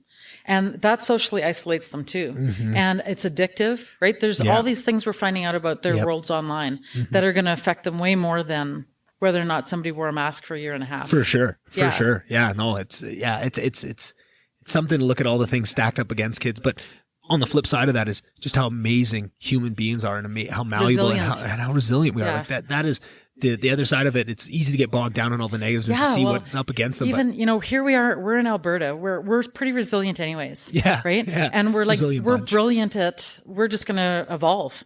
Right. No problem. Like the whole world just went, oh, hey, so we can't do that in groups. Fine. We'll do it online. Yeah. Right. I mean, I'm 52 and I just learned how to do Zoom and a whole bunch of other things. I didn't hesitate. I'm like, how do I get my phone hooked up to this? How can I run classes this way? I need a mic. I went and bought, all kinds of equipment, same as you did. So I could do my classes properly, and you just go with the punches. And Albertans are really well known for doing that. Hell yeah. But the whole world did it. Yeah. Which is a really cool thing. It also opened all kinds of different opportunities, right? For sure it did. Like there's lots of people I've gotten to learn from. I was listening to your podcasts, and on there you were talking about how you're getting this whole bunch of people from the UK for some reason, right? Yeah. That seems to be something that's coming to you right now. And that's the same for me. I discovered a whole group of dog trainers I wouldn't even know about because of online conferencing that I wouldn't have had access to otherwise. Exactly. And I probably would have never started this podcast if it wouldn't have been for COVID, because everybody that did a podcast, all they would ever say right before COVID, obviously, you can never do online. It's never the same. In person just has something, right? And I always thought, like, I definitely, there's something to that. You just know that from everything, right? Like, just take that into my world of what I do at work. A Zoom interview is nothing close to it. A real interview of having someone in front of you. And this podcast is much the same. Right. But I knew that I lived in Grande Prairie, and to get an in-person guest every week to try and do something consistently was just not feasible. Right. But knowing that I had the excuse of COVID, so now that whole taboo of online interviews is kind of off. Well, I'm going to get really good at that. And obviously, I'm going to try and do in person again too, but now I can do both, and I can get really good at it when I have the excuse. And then if ever I get to the point where, I don't need online or I prefer it that much to do it in person, I can always do that and just keep the online ones for people in UK or people that, maybe there's older people that can't travel or something. Like there's always going to be times for it. Right. And, you can still learn a little bit. How we really, both of us, cause we're both really social, how we know that we are and we aren't, right? Like I really value my alone time too. And I've heard you say that your alone time is really important to you. Yeah. And same for me. When we have big social gatherings at our house, I'm like, on day 3, I need to go away. Yeah. Right. And I'm not a nice person on day 3. I need several hours where nobody talks to me. And the same thing when I come in from teaching all day. If I've taught 5 lessons in a day, group or single lessons, after 5 different lessons, I don't have a conversation to have. I don't want to talk on the phone. Yeah. But how we really know that the Zoom stuff, that all of the social interactions we've created in the last year are different, is how lonely we still are. Right. We're still craving going to see our families. Yeah. Right. Yeah. We're still craving everybody being able to get together at Thanksgiving. Yeah. Right. We want to be in the same room with people. We don't just want to be in the same room with people on screens. Yeah. Right. It's a totally different experience. Yeah. It scratches the itch a little bit, but not fully. It's always still there. It's not the same thing. Yeah. Right. It's not the same as being able to hug somebody. And I'm not a hugger. Yeah. Right. But I am more of a hugger now than I was before COVID. Because I really missed people. Yeah. Same thing. And here. I've been busier. You talked about everybody and their dog getting a dog. Yeah. Right. I've been busier in the last year than I've been in my whole entire life. Yeah. Right. Like I can't even keep up to the amount of people trying to contact me for dog training. And to have that many people in and out of my house, even all during COVID, and be in and out of their lives all during COVID, and still I cannot wait to get family get-togethers and stuff together again. Yeah. It just tells you how much that experience is actually important to us. For sure. And you think, and that's very similar to what I think is how much I've struggled over this past whatever long year and a half or whatever. And I never worked from home a day. I was always in the office. I was always seeing my coworkers and stuff. Right. I never isolate, like people I know, the way I haven't seen people in a year and a half. Like, holy man, I'm struggling this hard when I still see people at work. I still got at least once a month I'd get to the city and I'd see at least my family, right? My parents and my sister and my best friend, because he was in a similar situation where he wasn't seeing very many people. So that's what we had. And that was amazing. And you would notice the legs of how you'd feel when you'd get a weekend like that and the recharge you'd get. And still, with all that said, how hard it was. And then you put yourself in the shoes of somebody that, is downtown Vancouver and is really scared, right? Not to put any judgment on whether to be scared or not. I think that's just right. But in any higher density community, right? Exactly. And you think, man, you didn't see people for a year and a half. Right. Like, who are you? Like, that changes a person. Yeah. It changes who you are. It also changes, you start to actually really connect with your values, right? Like what's important to you and what's not important to you. Yeah. Really, really changes everything. And that's one of the silver linings of the whole thing is to see that side of it. And that's where hopefully more people should be focused is more on that, less of the pain of what the whole experience is more. Brene Brown's podcast, she's interviewing somebody, and I can't remember her name. You'll have to look and see what it is. But her interview her newest podcast is about us gathering again. It's about all the things that are awkward and that are hard right now. Yeah, you got to relearn how to be around a group of people. You know, like somebody reaches out to shake your hand. Like, do you want to shake their hand? Not being offended when people move away from you a little bit. Yeah. You know, like there's all these different kind of social cues that we're all going to have to figure out together. Yeah. And just about talking about it, you know, saying that this is going to be weird, but we're all going to get together, but these are the rules. Yeah. And just putting that out there. But I thought it was an interesting podcast topic to talk about how do we gather again, you know, because it's a weird thing for us all to be back into it, and we're all different. Exactly. And not only is, you know, I always say biodiversity is a hell of a drug, right? Because every human being is so different, but then you take that another level, and that's obviously the same. That's the base of what makes it so wonky, is that everybody's different. But then you have these things where people are very similar, but then there's going to be whole groups of people. Like, say you're 60 years old when you go through this. Now you have 60 years of social cues and how things work, which is going to be very different than me that had, when the pandemic started, I was 26, I guess, trying to do math in my head. I had 26 years of these things, and I'm probably going to adapt quicker to, you know, like people moving away from you. I adapted that pretty quick, but I would imagine that'd be much different than somebody that's been around the world and seen things so much. And it's all those patterns are so much deeper ingrained. That's going to be a lot different of experience to come back from. And, and it's kind of like being, it's kind of like having somebody diss you a little bit. You know what I mean? Like, it's not that, but it's like being offended. Yeah. But not, it's more like being wounded, not offended. Yeah. Right? Like you're being wounded by somebody over and over and over again, but they're just like little tiny wounds, right? Yeah. It's just like, oh, it's okay because it's COVID. Yeah. But you know, my mom is 60, I'm going to say 68 or 69. Yeah. So my mom is, 68. So my mom is the worst person I've had to deal with through COVID in this whole thing. She's up here with me, and we're the only two up here. She has no boundaries.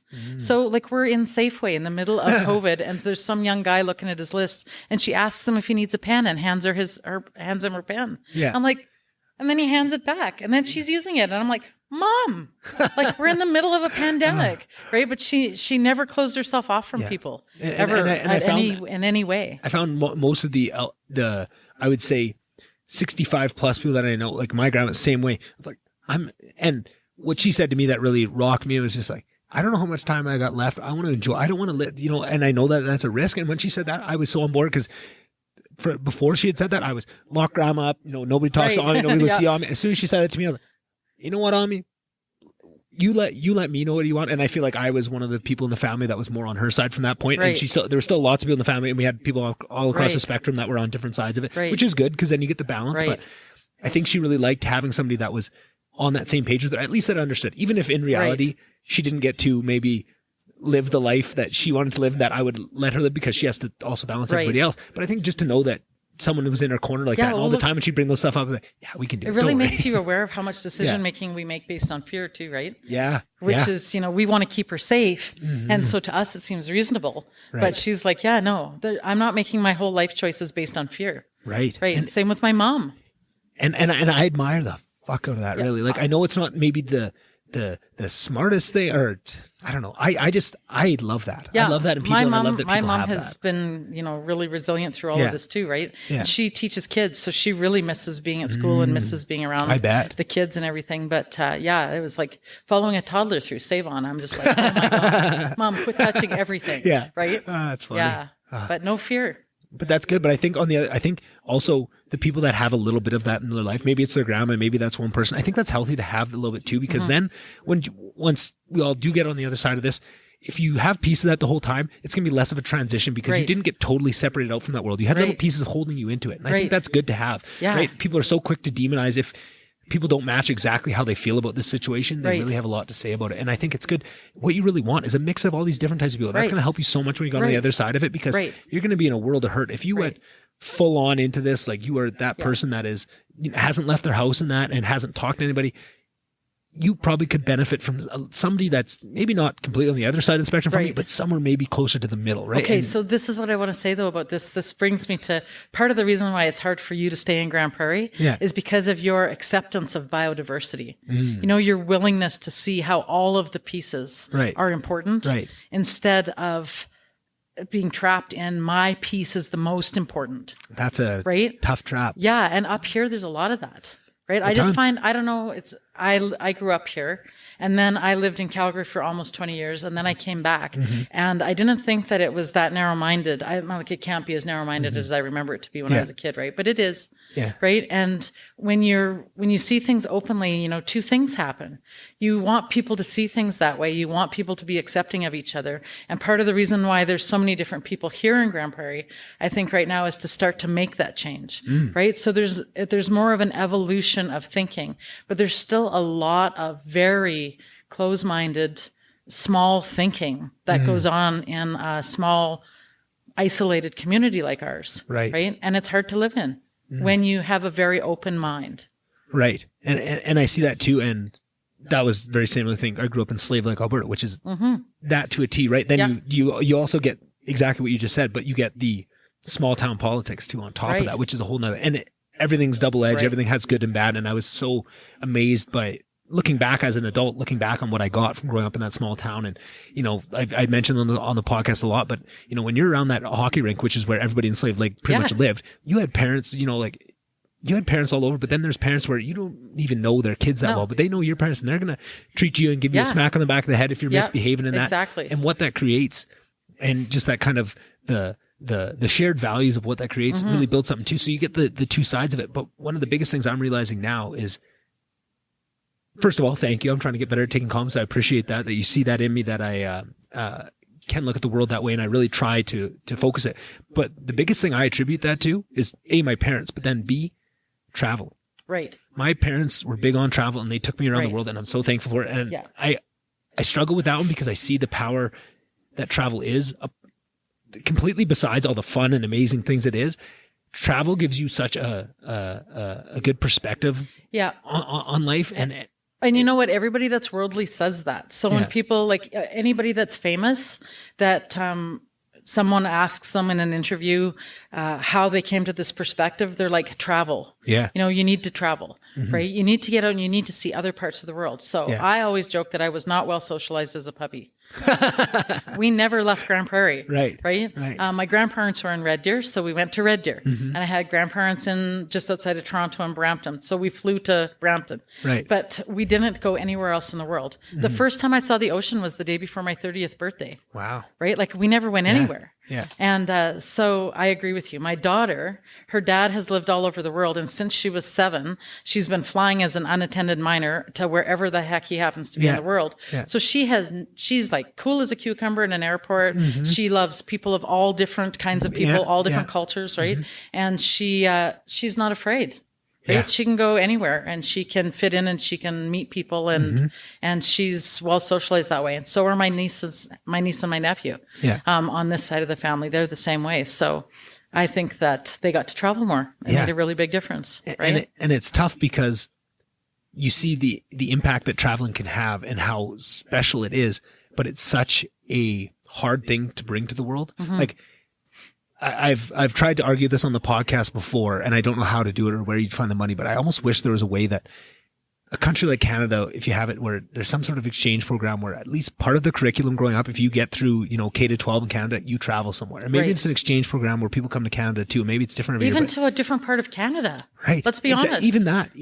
Just get out of here. Because exactly what you said I can't remember exactly how you worded it, but about, you know, seeing how your stuff, balances with everybody else and that you have to take everyone's opinion into it. It's really easy to get locked in on your stuff. And it's it's when you're so close to it, it's impossible not to see this is the whole world. This is everything. This is so important because this is everything. And really all it is this little tiny bubble, right? Exactly. And all it takes is you to just get one little taste of how small you really are and how that huge bubble that is everything, that is your whole world, how small that is in comparison. And I mean, there's also ways you don't need to travel. I think there's a million ways you can come to that realization on your own, right? I think you can sit out at night and look up into the sky and look how big shit is and realize like, holy shit, we're pretty small in the grand scheme of things, and you know what? Even if you're just embracing we had this thing going on, lots of COVID conversations around my table, because I am largely surrounded by lots of people in my age group, which is 50 plus, who have differing opinions on everything. They vote conservative all the time. Like this is the way we do things.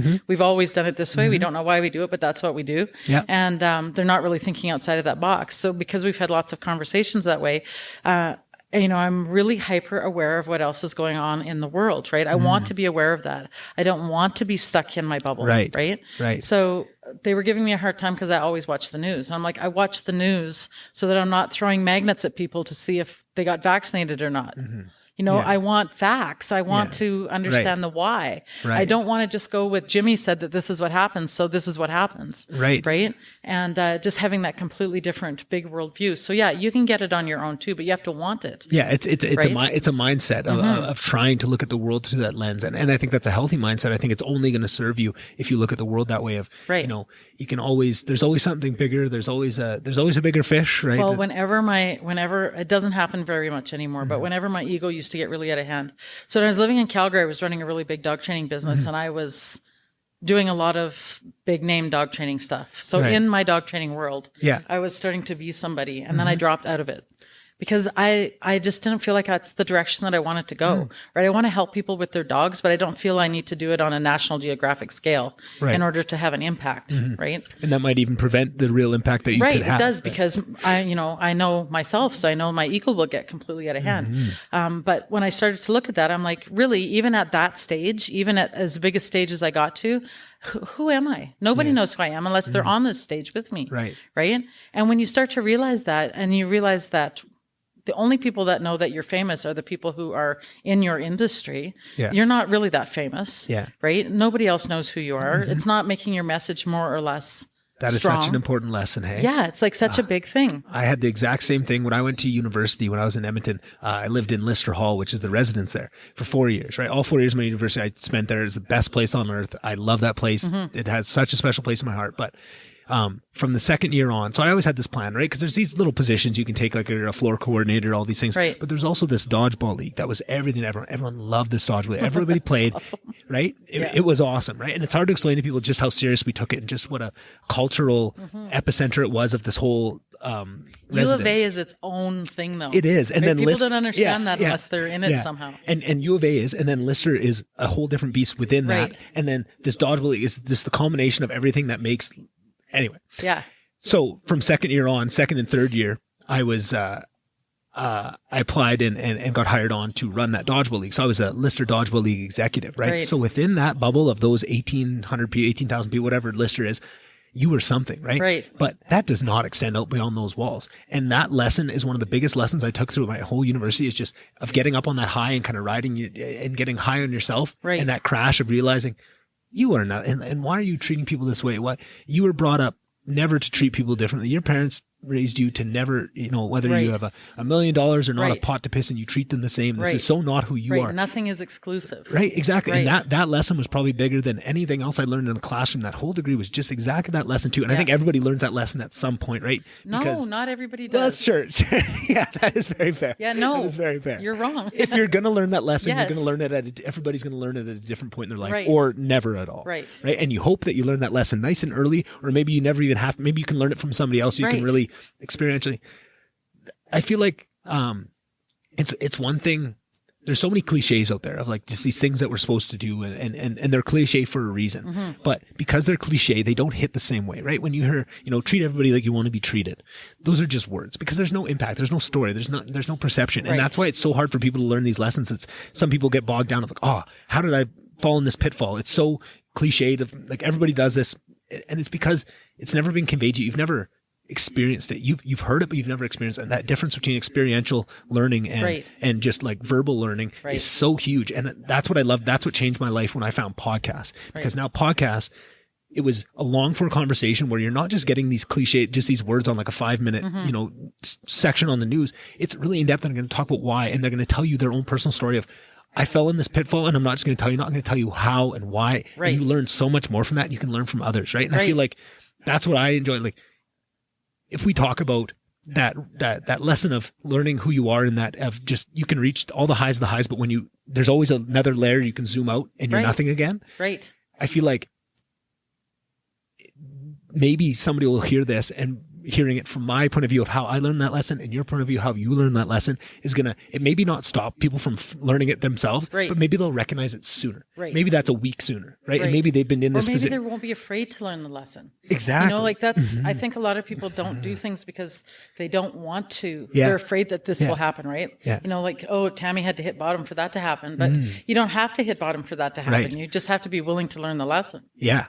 And a lot of times, unfortunately, just whatever it is, ego or human nature, we're so bound up to not wanting to learn or not want to accept that we need to learn that lesson almost, that it makes it really tough for us. But if you can keep in that space of, I'm always learning. I always, the white belt mentality of I can learn everything from everybody, and you keep in that, and there's always lessons to learn. You're so much quicker to let it enter you and let it make that change that it needs to. Yeah. So during all of this stuff, COVID, then we had this big magnifying glass with all the Black Lives Matter stuff, right, that went on with it.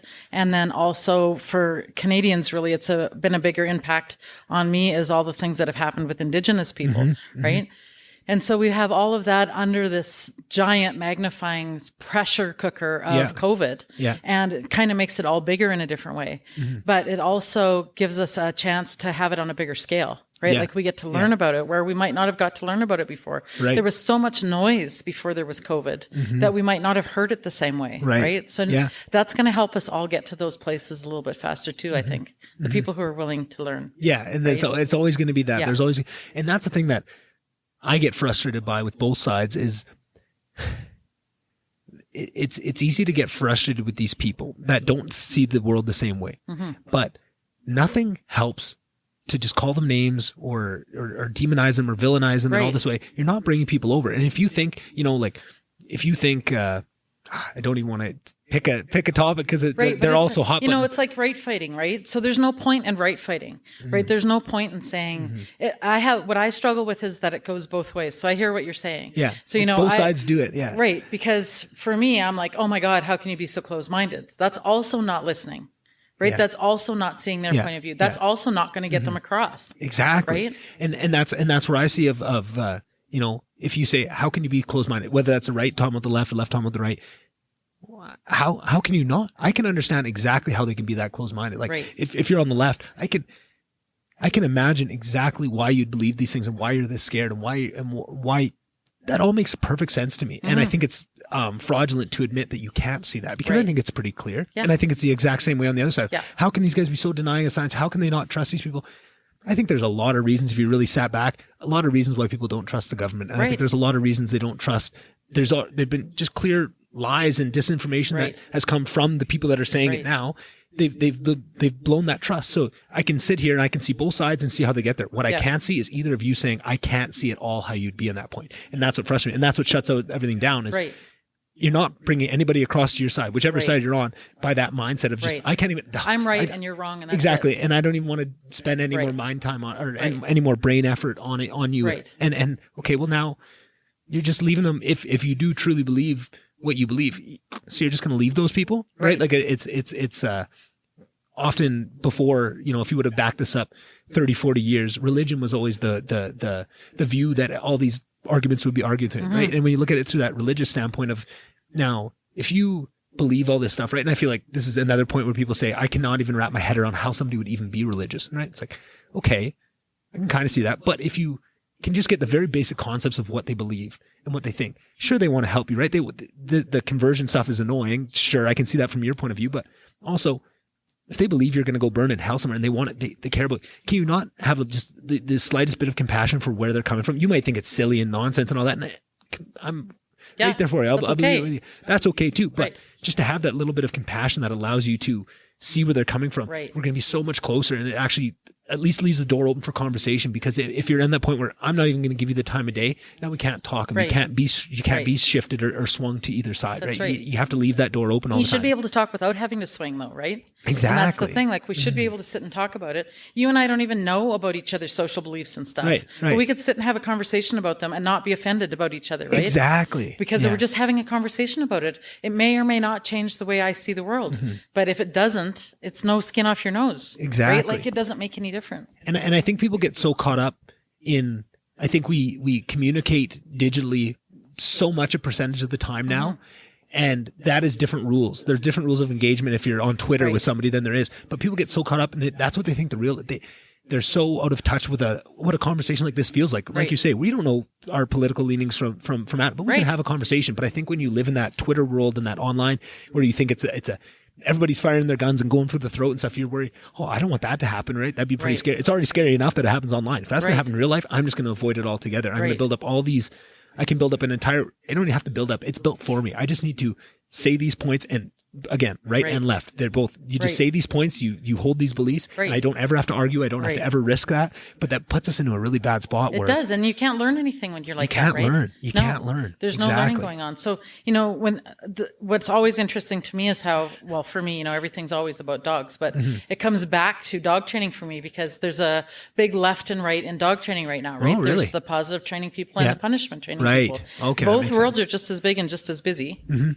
But nobody wants to learn from each other, right? But there's lots to learn from both sides. And there's good dog trainers on both sides of it. And in fact, the trainer I get along with the best in town is the e-collar trainer, the shock collar trainer. Yeah. And it's not because I would ever train a dog with a shock collar, because I just never would do that. Right. But he's good at training dogs. Yeah. And he understands dogs just as well as I do. Right. And I've watched him with dogs. Dogs love him. He loves dogs. Yeah. He's good at training dogs. He gets the same results out of dogs that I get out of dogs. And he's doing a completely different thing. But the reason that him and I get along is because we agree that we're both good at what we do. Right. And we don't, I can learn from him. He can learn from me. Yeah. And if we don't learn from each other, we're both okay with that. We don't hold what the other person's doing against the other person. Right. We're both training dogs, and we're both comfortable with who we are and what we're doing. Yeah. It's a mutual respect. I'm not trying to change him, and he's not trying to change me. Exactly. Right. And that's the only way you guys could have that mutual respect. And that if you guys were constantly trying to change it or trying to pull somebody over to the other side, it never would work. You need to build up that base. And I think because you have that, you guys could have those conversations if you ever wanted to try, and you could both fight for your side of it and probably have a really cool conversation. I think it'd probably be interesting to hear you guys have that conversation. And I bet you other people that are in that world would learn a lot from hearing you guys have that conversation. I think so much of the world could learn from seeing that in whatever domain you put it, right? I think there's a lot to be learned from taking a really, right side of the COVID stuff and left side of the COVID stuff, and just let them have a conversation. And what I want to do on this podcast, and I can take either side because I'm so in the middle and I understand both sides. I could have a really, COVID's a hoax, the vaccines are magnets, all that stuff. I could have him on, take the other side, and have a really productive conversation about, because I get where you're getting, I can see where all that's coming from, but I can balance it out. But I could also sit here with somebody that is, we need vaccine passports, we need all this stuff, and I could take the other side of it. I could say, but I just think there's so much, there's so much to be said about being able to argue the other side. Right. Because if you can't argue the other side, right, as soon as somebody says to me, I can't even understand how they get there, to me that just says, well, that's more, that says more about you than it does about them. Right. That you can't get what? there. That's the first step. Right. Right. So being able to say, I don't even understand how they can think that way. Yeah. Right. So for me, that's the first step. Yeah. Because well, for me, and you do the same thing, but for me, I ask myself then, why don't I understand that? Yeah. How, what questions can I ask? Why is that causing such a block for me? Right. Right. And so then I go and I go, okay, well, so his social media feed is feeding him all of this crap. Yep. Mine is feeding me all of this crap. Yep. So, that's why these beliefs are here and these beliefs are here. Exactly. And if we didn't have social media, neither one of us would even know anything about this topic. Exactly. Right? So is it really that important? And are we an important part of it? Not really, no. So there's no point fighting about it. Yeah. We have stuff that we can learn about it, but then I can let go of the anger part of it. Right. Right? I can go, okay, I see how you got to that point. Yeah. I don't have to say you're right. And I don't have to say I'm right. Yeah. Right? But I also I'm not angry about it. Now I get it. Exactly. Right?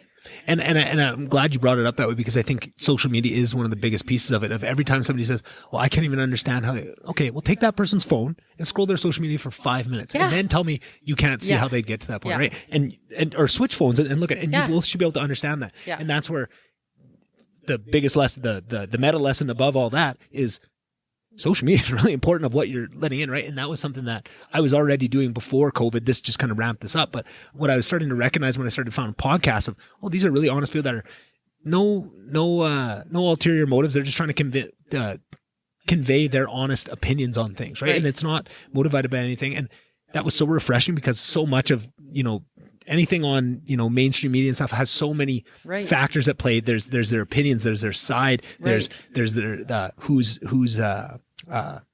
financially, like who's advertising on it. That makes sense. If you have a big advertisement. I know, but that's the power of critical thinking, right? Exactly. Whereas if you're not a good critical thinker, then you're not, it comes up all the time with animal stuff is that, okay, well, dogs can't have garlic. Why? Because one dog one time choked on a piece of garlic. Like, I want to know why that is, right? Yeah, you have to think critically.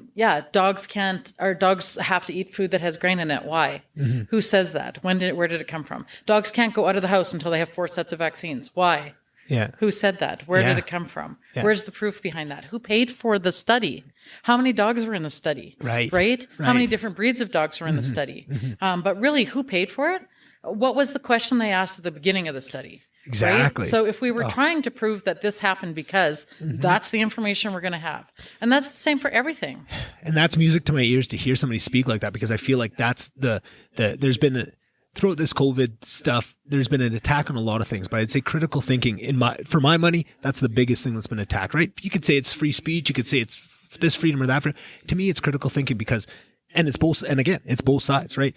If you're on the left, if you're running left circles, if you don't say anything but this line, if you try and do any sort of critical thinking, even if it's still, hey, I'm 99% with you, but there's just one thing that I have some questions here. You're wrong, you're shut down and all that. And same with the right. And I'm completely with you guys on all this, but I don't think it's a hoax. I don't think the vaccines are made. Okay, no, you're right. But what, at the end of the day, who suffers? Critical thinking and critical thinkers, right? Like so critical thinking means, when somebody sends me something on social media that I think is the biggest load of bullshit I've ever seen in my life, instead of just saying that and reacting to it, I go and I research who the speaker is. Right. And I research the speaker's background. And I want to see if there's, if it's Joe Smo, who used to sell hot dogs on the side of the road in New York City, and now he's telling me what vaccines are all about. Then I have something to say. Exactly. Right? But if he used to be the head scientist for, whoever, for Pfizer or something, okay, then I want to know why he came to this conclusion, right? And now you have added information because now you know where some of his allegiances lie and what he's done in the past, right? And you can always change it. And I know where he's starting from. Exactly. Right? So I know he's already starting from a biased point of view or not. Right. And that's exactly where I was going with that whole thing of what I was starting to do, and it became more apparent through COVID, was I was trying to find people where, I wanted to cut down my social media. The people I follow, I don't want to follow you just because you're a social media person, right? Like that to me is a red flag. If you make your money because what have you done in the real world that is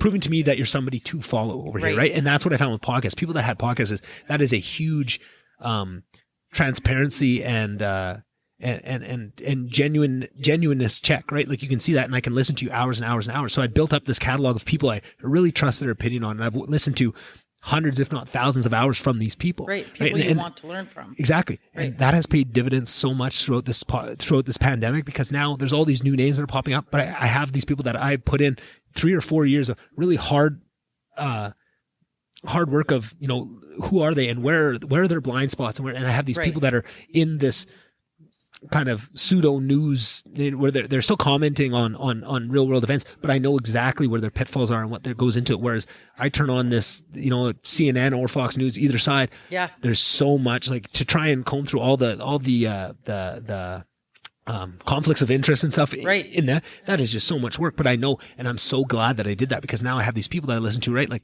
I'm not going to listen to Joe Smo like you say, but this is a scientist that I've followed and listened to for 5 years and has not been wrong on. And if they are wrong, they're the first to say it the next time. Hey, we put this study out. This is a bad study. We looked into it more. So sorry. Like this is the new study. And they do it consistently and they build that up over years. Yeah. And then it's so funny that happens, because now I have those people, right? And then when COVID started, nothing changed for them. They're still talking about it, doing all those things.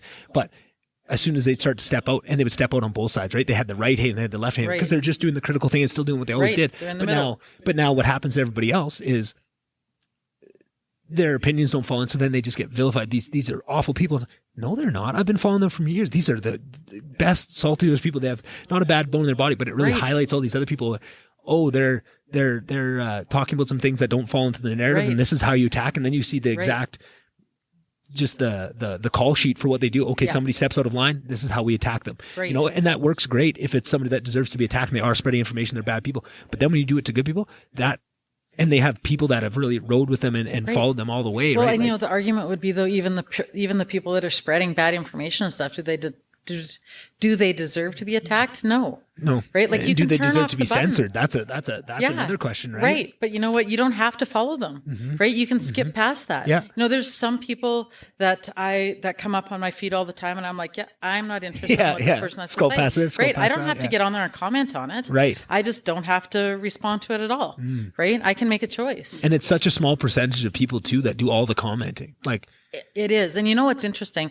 I watched, so one of my friends commented on something, and then I commented on their comment. And then some woman came on there that neither one of us know, and just attacked the two of us for the conversation we were having.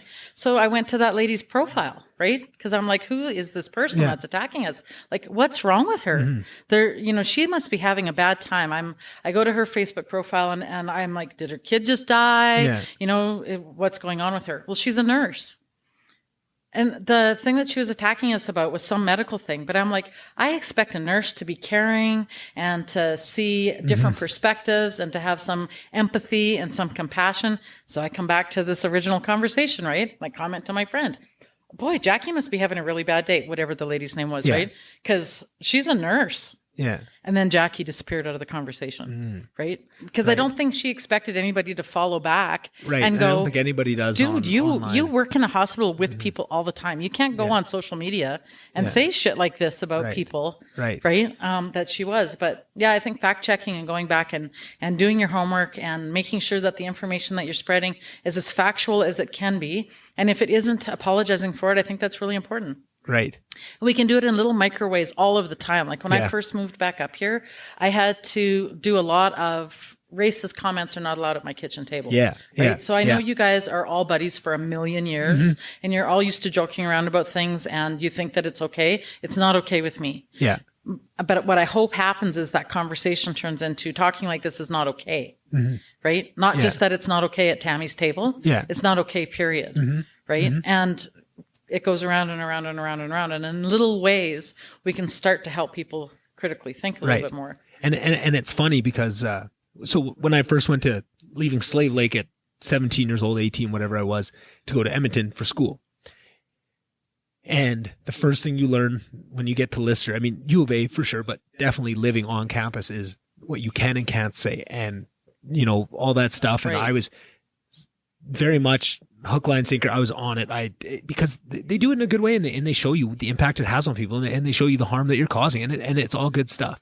And so that year I was, my vocabulary changed immensely. Right. But not only that, but I also became a policeman for other people. And I got to see what happened when I went back to Slave Lake. Then and I tried to be that person and I tried to just follow what they said of, there's never a time, it's never funny, Yeah. And what I learned was, in the same way that I said, you're not bringing people over to your side, there was a better way to be doing it. And I found that, oh man, I didn't like who I was at that time. I'm not that person that wants to be the stick in the mud. And there are times that things are funny and you can say, fuck, that is inappropriate. Like, you can't say that shit. Like, I get that was funny, but you can't say that shit. But be able to kind of find that middle ground of, I understand that these things aren't okay to say, but you also don't need to be this person that is just, because I wasn't bringing anybody the way I was doing. You can't say that, and it wasn't even, for sure, racist comments. That I'm talking less about that because we're talking things like, you know what though, saying, we grew up with it though. Like exactly, it is part of our culture. It is. There's the only way to change that culture is to be changing the conversation ourselves, right? And to lead. So when they're talking about, okay, so the guys are all sitting on the table talking about East Indian people using the P word Yeah. Because to me, that's just as offensive as the N word. So I'm not going to say it. Right. So they're talking about all of these dumb P words. Yeah. And I'm like, we're not having this conversation at my kitchen table, you guys. And they're all looking at me. I'm like, if you want to talk about the problem you had with the East Indian truckers, that's okay. Yeah. But it doesn't have to turn into racial slurs. Yeah. Right. You don't have to be pigs about it.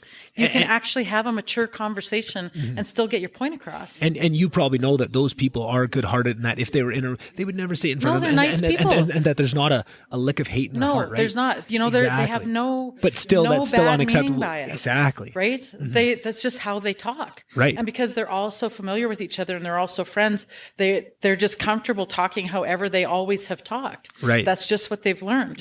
And until somebody else started saying, you know, like I really don't think that that's okay. Yeah. Then they started to begin with, they gave me a hard time, right? Yeah. Yeah. Right? That's they're the just natural. like, oh yeah, here we go. Yeah. Tammy's the rule maker. She's the fun police. Yeah. I'm like, yeah, that's me. I'm the fun police. You still can't say it at my table. Yeah, exactly. Right. So we're all good with that. But it just started to get a different conversation going. The big thing at our table was talking about gays, to be honest. And we came up here from Calgary. So my daughter's got lots of gay friends. She's wearing rainbow shirts, you know, and the first couple of weeks we were up here, she says, maybe that's why we're supposed to be up here, you know, because we just got to get people thinking differently. Yeah. There's got to be a different level of acceptance. And if nobody says anything, nothing's going to change. Right. You can't change it if you're not in it. And that goes all those little tiny conversations all the way back, which we have seen so magnified in this this COVID situation. And it's interesting because what I learned was you don't need to. What I came in that summer with was there's this list of words, right? Some that are really bad like that, but some that weren't even.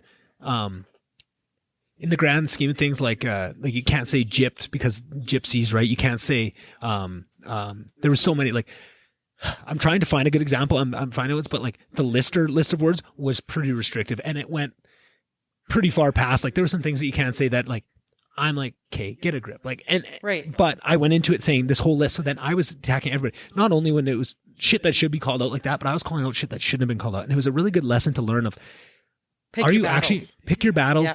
Are you being effective? What is your relationship with this person? Do you have a chance to actually make a change? And when I stopped just being I have a list of 967 words you can't say, and I'm just going to stop you every time you say any of them. And I took a more nuanced approach and had conversations. And when I would notice someone, just waiting one-on-one with them and just saying, hey, that one's a pretty bad one and you can't say that. And it's because of this. And okay, so here's what's so cool about this conversation. Yeah. So this goes, for me, everything does, but this goes back to the book, Don't Shoot the Dog. Right. She talks about this in there, right? Yeah. She talks about a family member who curses really bad. And so they're all trying to figure out how to get her to quit cursing. And they've been telling her for years to quit cursing. So they all decide that at one family get together, every time she says the F word, they're all just going to get up and leave. So they do. It took 3 times. Yeah. She stopped using it. Yeah. Because they didn't say anything to her. She just realized that everybody left the room every time she started to F this, F that. Yeah. And so, you know, there's lots of subtle different ways to do it, right? Ignore the behavior you don't want, reward the behavior you do want. Yeah. It's just figuring out how to do that. And that's what... which you're figuring out in those conversations, right? That's what you figured out when you went home. Yeah. Is that just saying, no, you can't, no, you can't, no, you can't, wasn't changing anything. Exactly. Right. And I had to find a better way. Right. And not only was it not changing anything, but I was also hurting people. Well, also you're getting a rise. They're still getting a rise out of you. Right. Right. And, which was the point. Exactly. And what I found was going back to you said, like, you know, there's not a lick of hate in those people's hearts. And when you call them out on stuff like that, they go, hey, Nick, you know me. You know I don't have, like, why are you doing this to me? You're making me feel bad, and you know I don't. And that's what, and understanding that is like, oh, like, I need to be a lot more compassionate about this because you're bringing up negative feelings in them, and you have to find a way. If it's all negative and they're going to respond just with anger and they're going to push it off, and it's not going to help. If you come at them with, hey, I know this, and I've been through, I had to just go through this the whole year of figuring out why this is, but there's certain times there's so much more receptive to it, but just understanding that, you know, this is bringing something up with them too. And you have to be compassionate about how you're doing this, even though you have a really noble goal also in mind. Where your point of view comes from, right? So this year for me has been all about realizing that my point of view is coming from a middle-class, privileged, really white person. Right. I have no other experiences except that funnel, that filter. Yeah. Right? That filter is how I see everything. So I can't even begin to understand what filter other people are seeing through. Right. You know, and that's you can my try filter. and you can get better at it. Right. My whole industry is almost entirely middle class housewives. Yeah. Right. So now it's starting to change. Now there's starting to be lots of young guys. There's lots of young people making six figures doing dog training, and from all different ethnic backgrounds, and it's opened a whole different thing. But if everybody looks back the last 20 years of dog training, you all learned from middle-aged kennel club women, you know, people who didn't need a job. Right. They're just doing dogs as a hobby. That was their whole thing. Right. And so our whole industry is built around that kind of a filter. And yeah, you have to see things from a totally different perspective. Yeah. So not only being the fun police, right? Not only being the word monitor. Yeah. You also have to realize that your point of view comes into whether or not you find that offensive, and your point of view comes into whether or not the person you're telling to stop it finds you offensive. Yeah. Right. That was a big change for me to start thinking about that person, what they see. Right. Right. When I say that. And another big thing is, I feel like as somebody that grew up and did it myself and had to learn these lessons myself, the whole time, you know, when it's you saying it, you know that like, you can know somebody, right? If somebody walked in this room and swore, if we knew them well enough, we'd kind of know whether there was real hate in their heart or whether there wasn't, right? But when it's you, you know, right? That's why it's so hard to wrap your head around. Like, you know, like if somebody says, like growing up, the big one, same thing was gay, and everything was gay growing up. When I was a kid, oh, that's gay, this is gay, reading's gay, Harry Potter's gay, it's all gay, right? Exactly.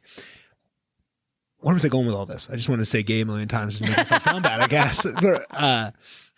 But shit, where was I going with that? I had a good point. Because you know that there's no hate, right? If you say like, oh, game got canceled, it's so gay, right?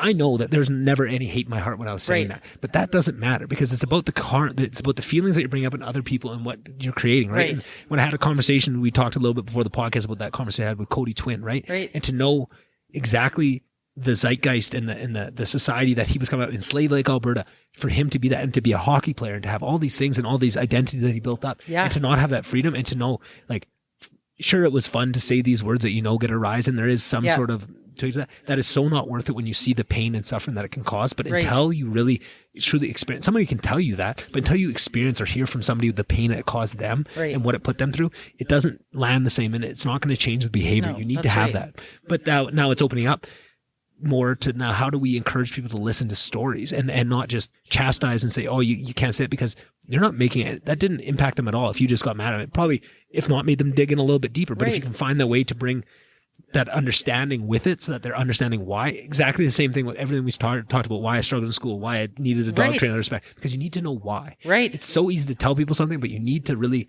not only get told why, but understand and have it make an impact. You have to, that why has to land somewhere deep inside you for the actual behavior to change and for anything to come from it. Right. And you know, if you listen like that, you start to find where your purpose is, right?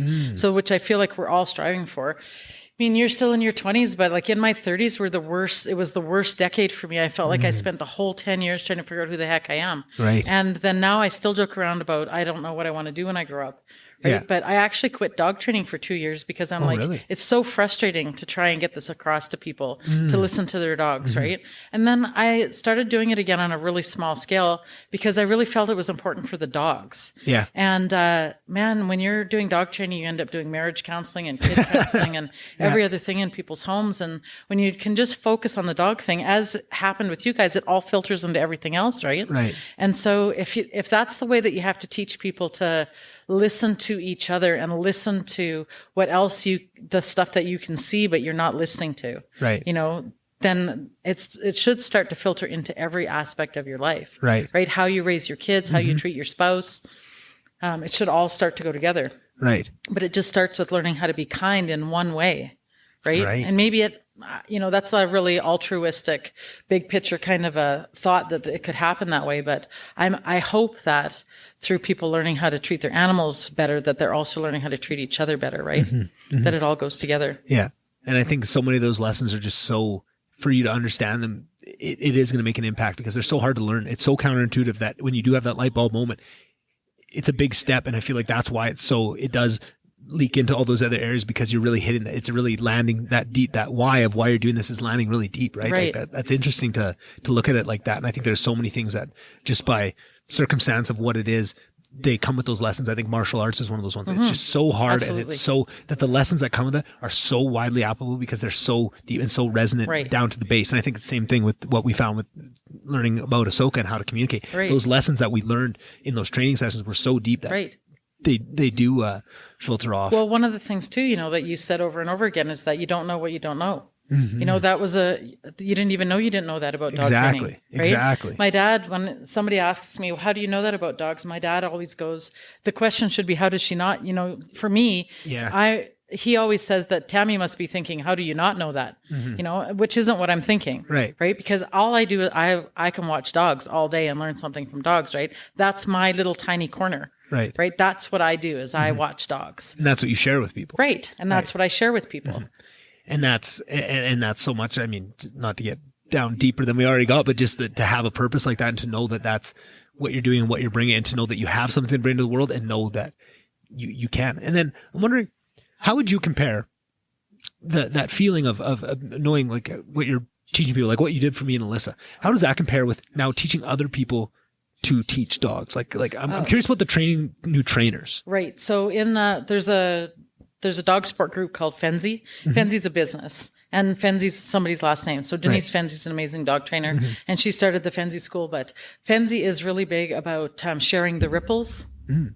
And when I left Sit Happens, was my dog training business in Calgary. When I left Sit Happens, one of the girls there had sent me a note that said, you're leaving and you're thinking about the hundreds and hundreds and thousands of people that you have taught how to train their dogs. But you're not thinking about the hundreds of us you have taught to train people to train their dogs.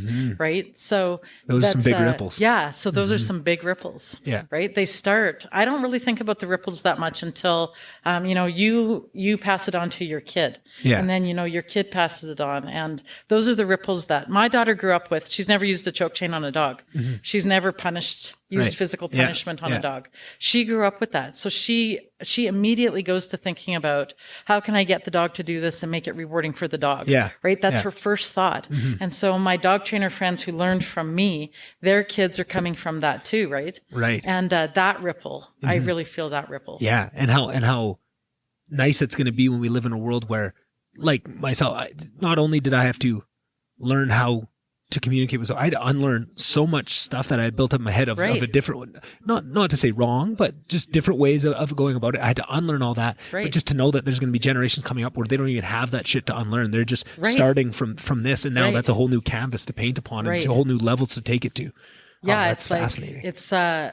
It's really deep, but it's a really amazing way to look at it, is to think that our kids are going to get to start from here. They don't have to start where we started. Yeah. Right. That's pretty cool. Yeah. They get to stand on the shoulders of giants, right? Like that's the old saying. And I see that in so many ways. And that's what, how you bring everything back to dogs. I bring everything back to podcasts, but that's what's so exciting to me is podcasts in this, have only been around for 10 years. And the people that have done it 10 years are the biggest names in the game. But I get to come in and I got to sit for 6 years and just listen to a really, if I'm honest, unhealthy amount of podcasts and see what I like and don't like. And now I get to come into this fresh with all this passion and all this motivation. I have all these lessons that I think I've learned, and I have this idea in my head of, I think I can really make a go at this because I've had all this learning lessons, and it's such a new industry and people aren't even taking full advantage of it yet. Like, that's just so exciting to me. You know what? This is funny because what got me excited there, the reason I went, is because, I went to a dog training conference right at the beginning of COVID. I was in Seattle. Yeah. Right when all the COVID people were starting to come into Seattle. I was in Seattle for a dog training conference. So I'm pretty burned out. I've been dog training for over 20 years. And I went to this conference. And at the conference, I'm like, I can throw everything I know in the garbage. Yeah. I know nothing. Yeah. I am but a pebble in the sand. Which is so healthy. Right. I'm like, holy crap. I just had my mind blown. I had to learn everything over again. I'm like, how can I take everything that I've just learned and put it into my lessons without throwing the entire program in the garbage and starting over again? Right. Then I'm like, fuck it. Throw the entire program in the garbage and start over again. Wow. Because what I was teaching isn't what I want to teach. I want to focus on the people. It completely changed what I was doing. Yeah. But the reason I had the aha moment when you were saying that is because don't you find it goes around like that with everything? Like one day you're going to be the experienced podcaster and you're going to maybe be a little bit tired of some of the same conversations happening over and over again and not knowing what to do with them. But then somebody else is going to come along and they're going to be young and they're going to be crazy and they're going to be full of enthusiasm and they're going to fire you back up. And I find the same thing thing happens with relationships, right? Is that we're always surrounded by people who have even been married for 50 years, dating for 10 years and are never going to get married. The people that are getting divorced, people that have just got together, but all of the different chemistry makes you appreciative of where you've been and what you have. Yeah, right? for sure. And it happens in your job relationships and in your personal relationships and family relationships. For sure it does. Yeah, it's pretty cool. And just to, one of the cool things that reminded me of talking about, throwing it all out and reaching new heights. I just read, I'm not a huge golfer, but my best friend Chase, he's a golf pro. Like golf is his life. So I've just been so into the world of golf these last couple of years, and I'm starting to really enjoy it, and I'm getting into it more. But I read this book, and it was an amazing book. That's actually what really kicked off my love of golf, was reading this great book on golf. But they talked about, this is something I'd never thought about, but of just somebody's swing. And they talked, I think it was Tiger Woods, they're talking about the book of just Tiger Woods was amazing and just kind of at these heights where it was amazing what he was doing. But they said, if you want to get better, you need to completely change your swing. You need to overhaul it, and it's going to suck and it's going to be tough. And apparently this is a pretty standard thing, like where there's these professionals where they'll get to a point where they've kind of reached the ceiling of what they can do with this swing. And what a scary, terrifying, momentous task it would be to throw that all out and change your whole swing and then reach higher pinnacles and to reach that. It's almost a law of nature that there's certain things in life where the only way, it's that burn the boats analogy, right? If you get to America and you don't burn those boats, you're going back over to London, right? But you burn those boats, you're forced. This is what we're doing. You have to learn something new. That's where those new heights come in, right? And that's what just reminded me of it. So that's awesome. Yeah, that's cool to think that, because I thought, holy crap, I actually felt like I just spent 10 years practicing the wrong behavior over and over again, right? I'm like, now everybody else is evolving and I'm not evolving, but you can start evolving again. You don't have to stay stuck. Yeah, you're never stuck. No. Like that old, can't teach an old dog new tricks. That's such bullshit. That's exactly what you taught me, right? Like, and the same thing as podcasts have done for you, then that just opened a whole new door for me. It's actually a whole different group of dog trainers and all the young people that are coming up, and what are they doing that's different? And, it was an amazing, completely restart. So that'll happen over and over again in whatever you're doing, right? I'm curious about solo training versus group training. I'm wondering if there's anything to be said on that. Like, what is the strengths and weaknesses of one versus the other? What would you recommend? Like, if somebody's because that was something when we first started looking, we knew when we got the dog, we were going to do some sort of dog training. We didn't know what it was going to be. We didn't know solo group. All I did was ask my girls at the West End, because they're awesome. And they said, purple dog, you got to go there. So I just followed the directions and called you. But I'm just curious for you, like if somebody's looking at kind of the different paths they can go down, what would be some of the big differences maybe? You know what? I really think it depends on how you learn, right? Okay. From a business point of view, I make almost no money on private lessons. Really? Right? Yeah. Because it's a lot of your time. Yeah. That makes sense. I have 6 weeks with one person. Yeah. Whereas if I have 6 weeks with 4 people, I make 4 times the amount of money in the same amount of time. Yeah. Right. So from a business point of view, you really want to go to group classes. And I think my gift is group classes. I'm really good at group classes. Yeah. And we got to experience a group class with you as well. Yeah. And that was a hard group class for me, because I haven't taught a group class with 10 dogs in it for 12 years. That was a lot of dogs, a lot of people, right? It was 10 dogs and 20 some people. Yeah. Right. That was crazy. So I do 4.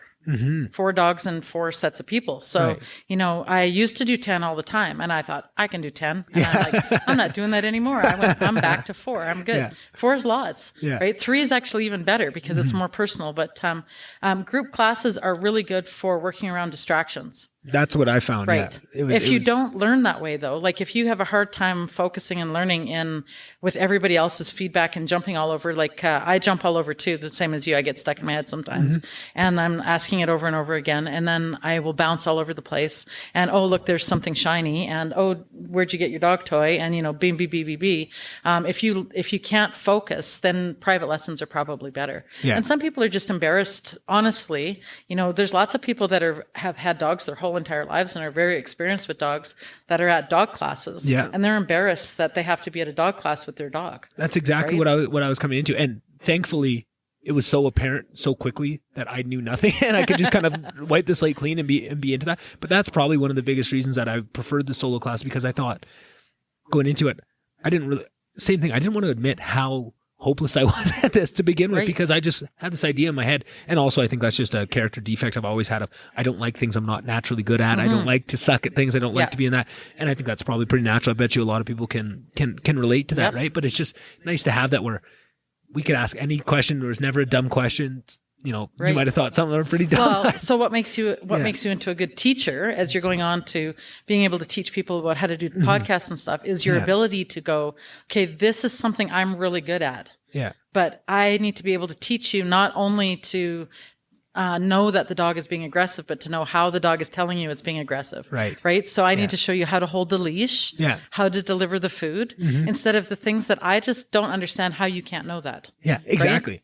I have a perfect story for this. So one summer we first got our first jet boat, and wakeboarding was just kind of coming out, right? And we all wanted to learn to wakeboard, and it was a struggle. We're all struggling, and I finally got up. I was one of the first people, and then because I was the first one that got up, they all said how to teach. So I just kind of, you know, and I don't know how old. Yeah, just get up. I'm 12 years old. I'm like, yeah, just kind of lock your legs and just kind of get up, right? And I told me that, and they kept struggling because it was terrible advice, right? Like I would never, looking back now that I know the sport way better, I would never teach somebody and now like you that. would be like, lean your shoulders forward and your bum back. Exactly. Pull so your back bum foot has down to a be little deep, bit. Yeah. Stick your feet forward, your heels down. You know, you would know all the ways to break that down. Exactly. And I still catch shit from my family. Like, oh, you know, Nick was the bad teacher and stuff. And it's like, I just didn't know what I didn't know. I didn't know how to I couldn't communicate because I still didn't know how I was getting up. I was just, you know, okay, I did it once. Now I just, my body knows how to do it. You're naturally good at it, right? Right. So those are the things that we like to do, but they're the things that are hardest for us to teach. So I started snowmobiling when I was 40. Right. Right. And that's a wildly different thing. Yeah, People well, don't to begin understand with, how I was differently like, that no, is. they don't. Yeah. Because I was like, how hard can this be? I've rode a quad. I've rode a car. Come on, I'm sledding with middle-aged, overweight alcoholics, right? Like, how hard can this sport be, actually? Yeah. It's really freaking hard. It's so fucking hard. So I'm out there and I'm like, this sport actually sucks. But the guy that I sled with, right, my life partner, he is gifted at anything that has a motor in it. Yeah. He can drive anything. He's dirt bikes, he snowmobiles, he snow bikes, you know, any boats, river boats, lake boats, doesn't matter. He can race. He can do anything he wants with anything that has a motor in it. That's his jam. So it's really hard for him to teach, right? Because he just doesn't understand how you don't get it, right? Just turn the sled over. Yeah. Well, I don't understand that. Yeah. Look, I'm standing on the side of it, giving it all my gas and going past you. Like that doesn't make sense. Yeah. Right. Yeah. And I had to learn from somebody else because he's like, I don't know why you don't get it. Yeah. Right. But it's because it's a natural gift for him. He's just really good at it. Exactly. He wants us all to be good at it. But, you know, he doesn't realize all the little things he does that make it easy for him. And sometimes that's just it's as simple as, it's been so long since you've been a beginner at that, you don't remember what it feels like. Right. If you've been sledding for 40 years and you're trying to put yourself back, when I was first learning, how does this feel? The same thing happens, though. So the first time you got up on the wakeboard, right? Like you were just okay at it. Yeah. Right? That doesn't happen for everybody, as you saw. Right. Right? So he just has always been good at that. Exactly. Right? I'm the same way with horses. Yeah. Right? So it's always been just something I can do. Right? So it's hard for me to teach. Right. Right. Oh. I don't know if that's for everybody, but for me, that's true. So my daughter started riding and I'm trying to help her and I can't figure out why her body's doing what it's doing. Whenever time her horse picked up its pace, she kind of curled into a ball and I'm like, I don't actually even know how to help you. Yeah. I've never seen anybody do that before. It doesn't happen to me. I don't know what part of what I do would keep you from doing that. Right. Right. And we had to get her different help because I'm like, I just actually don't know how to help you with that. But that's the biggest thing. I think the biggest part is being able to say that exact sentence. So many people are so loath to admit they don't know something that it puts you down a bad path where you just start learning from poor teachers, right? And it's not even their fault. They're not trying to mislead you. It's just about that. The well, ego me is yelling a son at of a her to bitch. put her heels down wasn't going to fix it. Right? Exactly. Yeah. Right? That wasn't sinking in. You telling them just to stand up, that wasn't going to work. Exactly. Right? And now you're going to think about it when you're teaching people how to do podcasts. You want to think of everybody like you're teaching your grandma how to set up their equipment, right? And those are the best tech guys. Because they're like, did you turn it on? Yeah, exactly. Well, I don't know where the power button is. So, you know, we can start with that. And if you're doing all those little baby steps like that as a teacher, then it really, really helps your learners. Exactly. And that's why I think I have a really special thing to give people to teach them how to do podcasts, because this does not come natural. The actual, once everything's set up, if I had a producer, I think I'd be golden, right? Right. But the actual setting up the mics, the recording, that is not my strong suit. And I really struggle with it. But because I do, I've learned how to really be lazy with it. And I've learned my tips and tricks. So there's probably a much better way to do all this, but I can teach you. If you're not great tech savvy, I can get you up and running and I can get you podcasting with very minimal effort. So you're producing all your own stuff still? Everything. Okay, well, the people that I listen to that have had the best luck with producers are hiring family and friends, people that know them really well to do their producing it's such a vulnerable thing. It's such a vulnerable thing to do that you almost need that level of right. Someone who's familiar with you and knows either what that, you would keep and what you wouldn't keep. Exactly. Right? Either that or somebody that is coming in as a fan. Like I for sure, family and really close friends work really good. Or it's once the show has enough legs, you have 300, 400 episodes and you put it out to your audience of people that have grown with the show, have listened to every episode and understand you on that level because you've been putting that out and they know what you're bringing and what your goals are, right? Like that's what I've seen. That's what the gems are in your stuff, right? Exactly. And that's the biggest thing of, when you do a really long podcast like this, it's hard to get people in the door. And the best way to do it is to cut up clips of it and do that. But that's hard to do. What are you going to hire somebody that doesn't know me at all to go through and say, find the best stuff? You don't know what I would deem the best, what's impactful for me. If you listen to probably 10 or 15 episodes, you start picking up of kind of the realms that I really like to talk about, Well, even you though, you might have to go through, like we've been talking for a couple hours. Yeah. You might have to go through and listen to the whole thing and then go, okay, this is the part of it I want to focus on. Right. So then I'm going to edit out everything that doesn't build to about this. Right. Yeah. So that editing is like everything else. It's the hard job. It is, yeah. And my solution to that is just to edit as little as possible. Yeah. I just take that out. But maybe there's a time, maybe it's a different podcast, maybe it's something else that I bring in that skill's going to have to serve me. And I think also at a point I'm probably going to hire somebody to help me with this stuff. But it's going to help so much with that process, knowing it myself and to know what I need out of somebody. Well, even breaking it into 2 parts, right? That might be all you have to do. Right. And then you still have your whole conversations, but you have 2 parts. Exactly. Because the conversations, because when I was first looking at your podcast, that's what I was thinking. Like I generally will listen to anything that is an hour or less. Yeah. And then I'm like, there's so many 2.5 hours. Like, holy shit, Nick. Right. But then you look at an episode like Cody.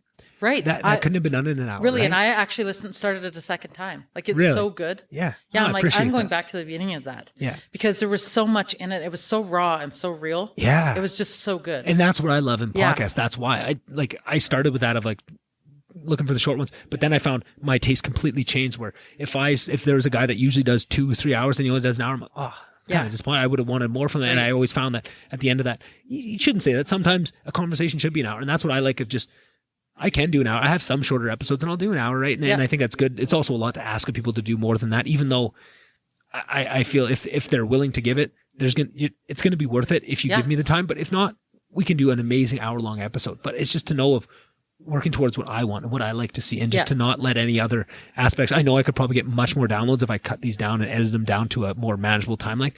But now I'm not really doing what I want to do and I'm not fully chasing after what I really believe in and what I'm betting on, right? And I know that I think if I was to go towards shorter episodes, I think I would start to grow faster and bigger. But I think if I want to go further and I want to actually end up, I'll take that 2-3 extra years of time to grow what I really want to grow, right? And to do it the right way. Like that's so worth it to me. Well, and depending on how fast you want to grow it, you might just, you do a little bit of both, right? Yeah, exactly. Like edit things so that you have hour episodes, but then also offer the unedited episode. Exactly. So and that's what's so nice about 2 hours, then great. Exactly. And that's what's so nice about it being a new industry. So you can do things like there's no format, there's no TV network rules. telling you there's no rules. That's the thing I love.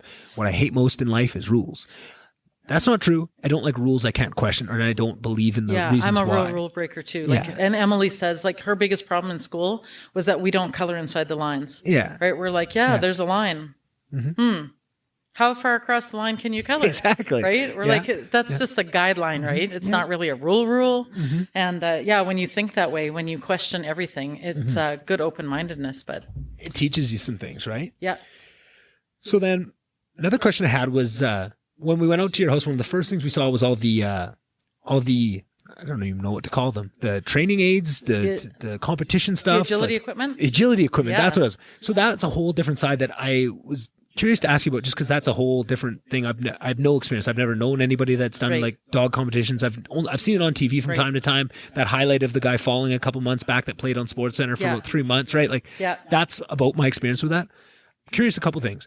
So now, if somebody wants to get into that, is that something you train? Like, is it a whole different train? If you want to train to do that competition stuff, you're training them differently from jump. Is it kind of, you do the same training of just obedience stuff that we were doing with Ahsoka and then add that stuff in later? Well, foundations are foundations, but depending on what direction you want to go, lots of people want to build lots of drive into their agility dogs right out of the gate. I like to have control and calm out of the gate. I don't think you're ever going to have a hard time getting your dogs excited, but getting them to shut off and listen to you, that's a big connection thing.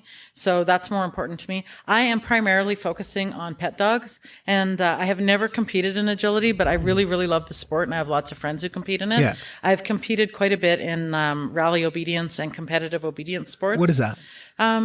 It's boring if you're not a dog person. So it's beautiful healing where the dog is, I will show you some actually when we're done, but beautiful healing where the dog is paying complete and total attention to you. Okay. Yeah. And wherever your body turns, the dog moves with you, beside you. Yeah. That to me is magic, and it's like a dance, right? And teamwork. One of my favorite, I'm a big MMA guy. I love fighting. It's one of my biggest passions, and one of my favorite fighters, John Jones, he has this dog named Dutch, and he's had him for a couple of years, but he is on social media documented the entire training, and this dog listens to him like exactly what we're talking about. Well, be honest, eye contact all the time, has all the commands, will do all, and it's so amazing. It's like magic. It's like magic, right? Yeah. So there's a great trainer in the States, Suzanne Clothier. She's fantastic. She's about this tall.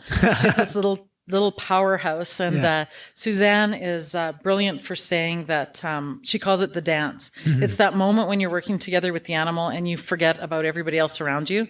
You lose track of time because it's just you and the dog. Yeah. Right. And it's really easy to do. Yeah. When you have that kind of connection. Yeah. That is cool. So when you go back to the agility equipment, I have it because it's fun. Yeah. So it's fun for me. It's fun for clients. If I can get you out there, especially for people that have dogs that they think are a big problem. If I can get you out there working on the equipment and your dog can pay attention to you and work on the equipment, you can start to see the things that are good about your dog instead of just the problems. Yeah. And that's really why the equipment is important to me. Wow. That's a great way to look at it. I love that. Yeah. That's awesome. So it's a different perspective. Like if I could do all my training where you came out and we played on the agility equipment and you didn't even realize you were learning loose leash walking, and didn't even realize that by working on tunnels, your dog running through a tunnel, that you were working on coming when called, and didn't even realize that when we're all standing around talking about it, that you're working on a long downstay, that would be perfect. Yeah. Right? Because interesting. The dog's getting what they need, the people are getting what they need, and we aren't focused on what they need to fix. So now I'm curious, just a couple kind of more general dog questions.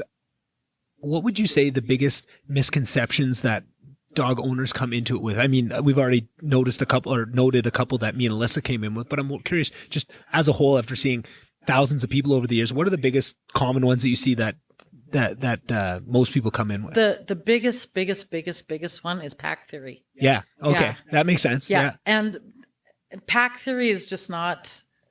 The person who put that out into the big world has come out and said he was wrong. That's not the way things work, right? And still, humans just embrace having power way too much and having to be the boss of things. So dominance theory and pack theory, those are probably the two biggest things that impact people's inability to learn something new with dogs. And the shitty thing with things like that is that they're developed over time, and there's some things that work, but they work for different reasons than what they think. They have this whole story around why they work. Right. It's one thing, but to actually look at it and to say the whole story around why they work is pack theory, right? Yeah. But the whole story, I mean, a dog is a family member. So if you think about everything like a family, that's how we all approach our dogs now, right? Some people have working dogs, and those dogs have great lives too, right? Sled dogs that are well cared for have great lives. They don't live in houses and sleep in front of fireplaces, but they're happy, well taken care of dogs. Same with most of the police dogs, right? They might not be living in somebody's house, sleeping on the couch, but they have great working lives. They're doing what they're meant to do. Sheep dogs, you know, all the guardian dogs. So those dogs just have totally different lives. But for those of us that live with pets, it's not about getting some little creature in your house that you can be the boss of. Right. It's about having another family member. Yeah. And so you wouldn't say your 10-year-old son is trying to dominate you when he wouldn't eat his breakfast in the morning. Right. Yeah. So I don't know why we got stuck on that with dogs. So we just got stuck on it. People got stuck on it. They like having the power. They like being the boss. They like being able to snap and have their dog do what they want. But it's really not about that. Yeah, it's about the relationship. Yeah. Interesting. Right? It doesn't mean that won't work, you know? Yeah. Maybe you can teach your dog that when you snap, they should do this. But that's different than intimidating the dog and the dog guessing what to do next because it's afraid of what you're going to do next. Right. You know, that's a different thing. And dominance goes together with that. Yeah. That's two sides of the same coin kind of thing. Any other big misconceptions other than those ones? Because that's kind of the one I was expecting, but I'm curious, is there any other ones? Those two are kind of the big ones. And I just think that expecting dogs to be well trained before they're a year old. Yeah. Right? Yeah. Like people want their 6-month-old People are puppy to impatient. get out of Yeah. 6 weeks of classes and be lassie. Yeah. Well, that takes years and years and years and years. Yeah. Yeah. Like I feel like what Ahsoka is now is like so mind blowing to me that she's this well behaved Right. at this age is like Right. And wait until absolutely- she's 3. You'll be like, oh my God. Yeah. Now we'll get another puppy, right? exactly. Right. And while we were saying that, you'd mentioned something to me and Alyssa about getting another dog and about the genders and the years in between. And I know we've already discussed that, but could you maybe re-explain that to me? Just because I feel like that was so, I'd never heard that, and it seemed like such crucial information. I just want people that have listened to this conversation this far to get that piece. Well, in my experience, when people are having a problem with 2 dogs at home that are fighting with each other, the dogs that really very frequently you cannot help them fix the problem or resolve the problem are 2 female dogs that are close to the same age. Right. You were saying it. Yeah, if about they're fighting, they're 3 fighting. years.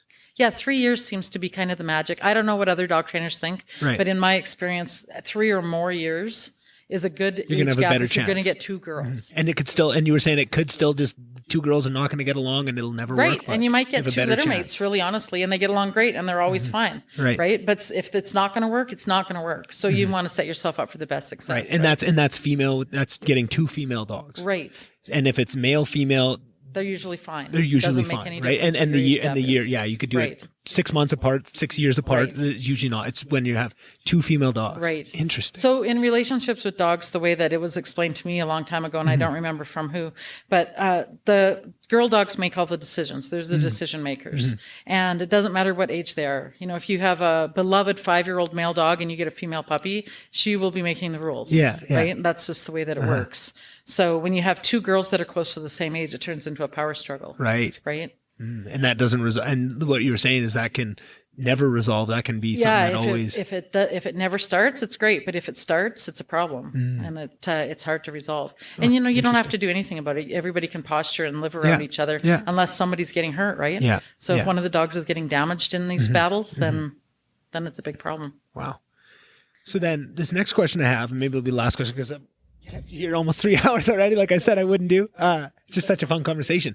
I'm curious about the best and worst attributes that trainers can come in, like what, not trainers, sorry, dog owners can come into it with, into the training process, the best and worst things, right? Like I think we already covered a couple of them, of that white belt mentality of just coming in blank that I can learn from everybody. I think that's important. I think thinking you know it, you have it all figured out is one of the worst attributes. And then I'm just wondering if there's any other ones that you're missing, kind of what you want to see, what you're excited about seeing when somebody comes in with a dog, and maybe something that is a red flag that, oh, I'm going to have to change this behavior or this mindset or mind shift. Well, you know, usually I'm not going to change them, right? And Right. it's just realizing that, like, they've paid for lessons. I will let people out if they want out. Like, you know, if they say, if we get to lesson 2 and we're clearly not going to be able to make this work, right? They don't want to listen to me. I'm having a hard time teaching them. I'm like, you know, if this isn't your thing, then you don't have to be here, and I'm okay with that, right?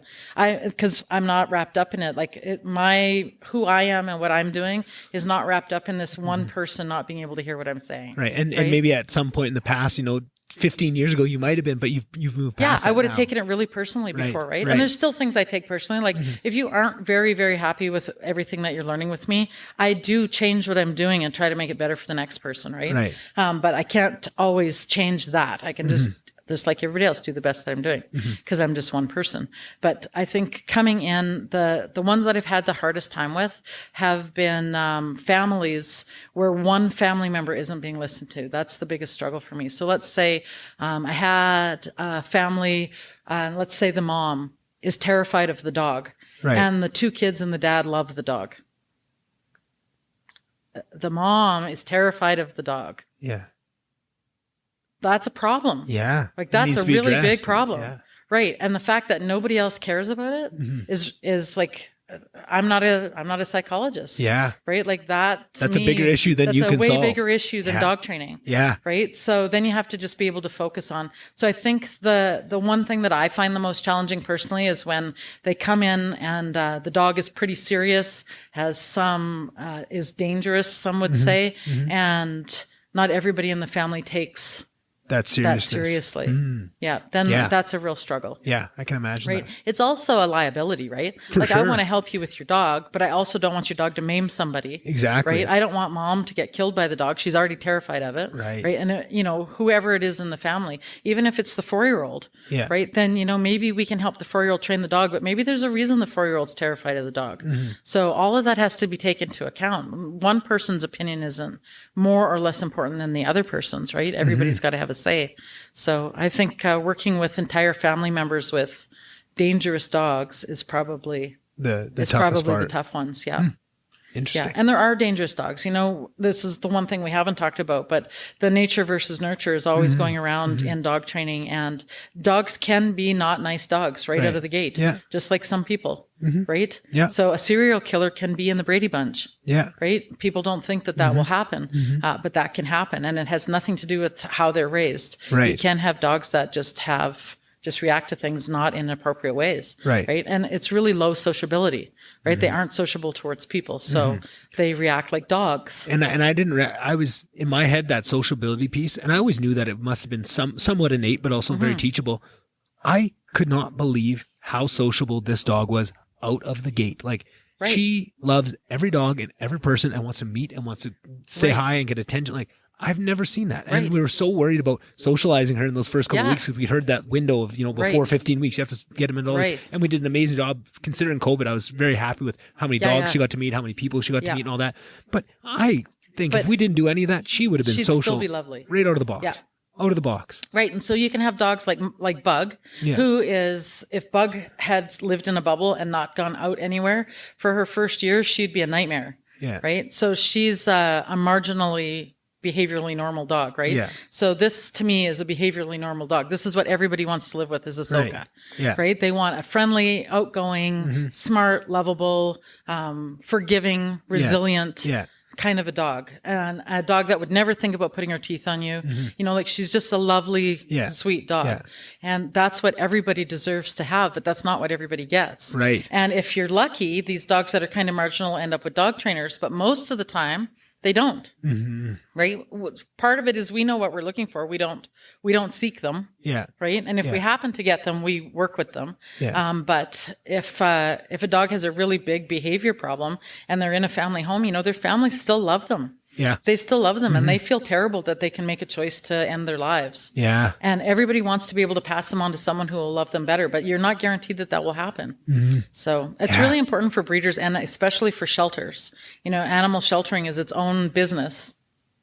And especially for shelters and for breeders to really not put dogs out into pet dog homes who are not suitable for pet dog owners. Right. That's a really big responsibility. And that's such a huge responsibility. And it's such a tough task too. One of the biggest things I've learned from being in this role at work is in an interview setting, right? And that's a little bit different than an interview, but same thing applies. If when somebody's putting on the best face they can put on, it's a real skill to learn who they are and to read through that bullshit, that level, and to see who somebody is. Right. Especially with dogs. Like if you went for a house visit, just say, I don't know if they do house visits for if you're going to give a dog to somebody, but if you did, you have to be so in tune with those little red flags that would tell you that that's not the right situation. Right. And now with dogs at a certain point, and I think this is just kind of resource wise, not every shelter can afford to do that much in-depth work to place every dog, which is but they can do that much work to screen their dogs.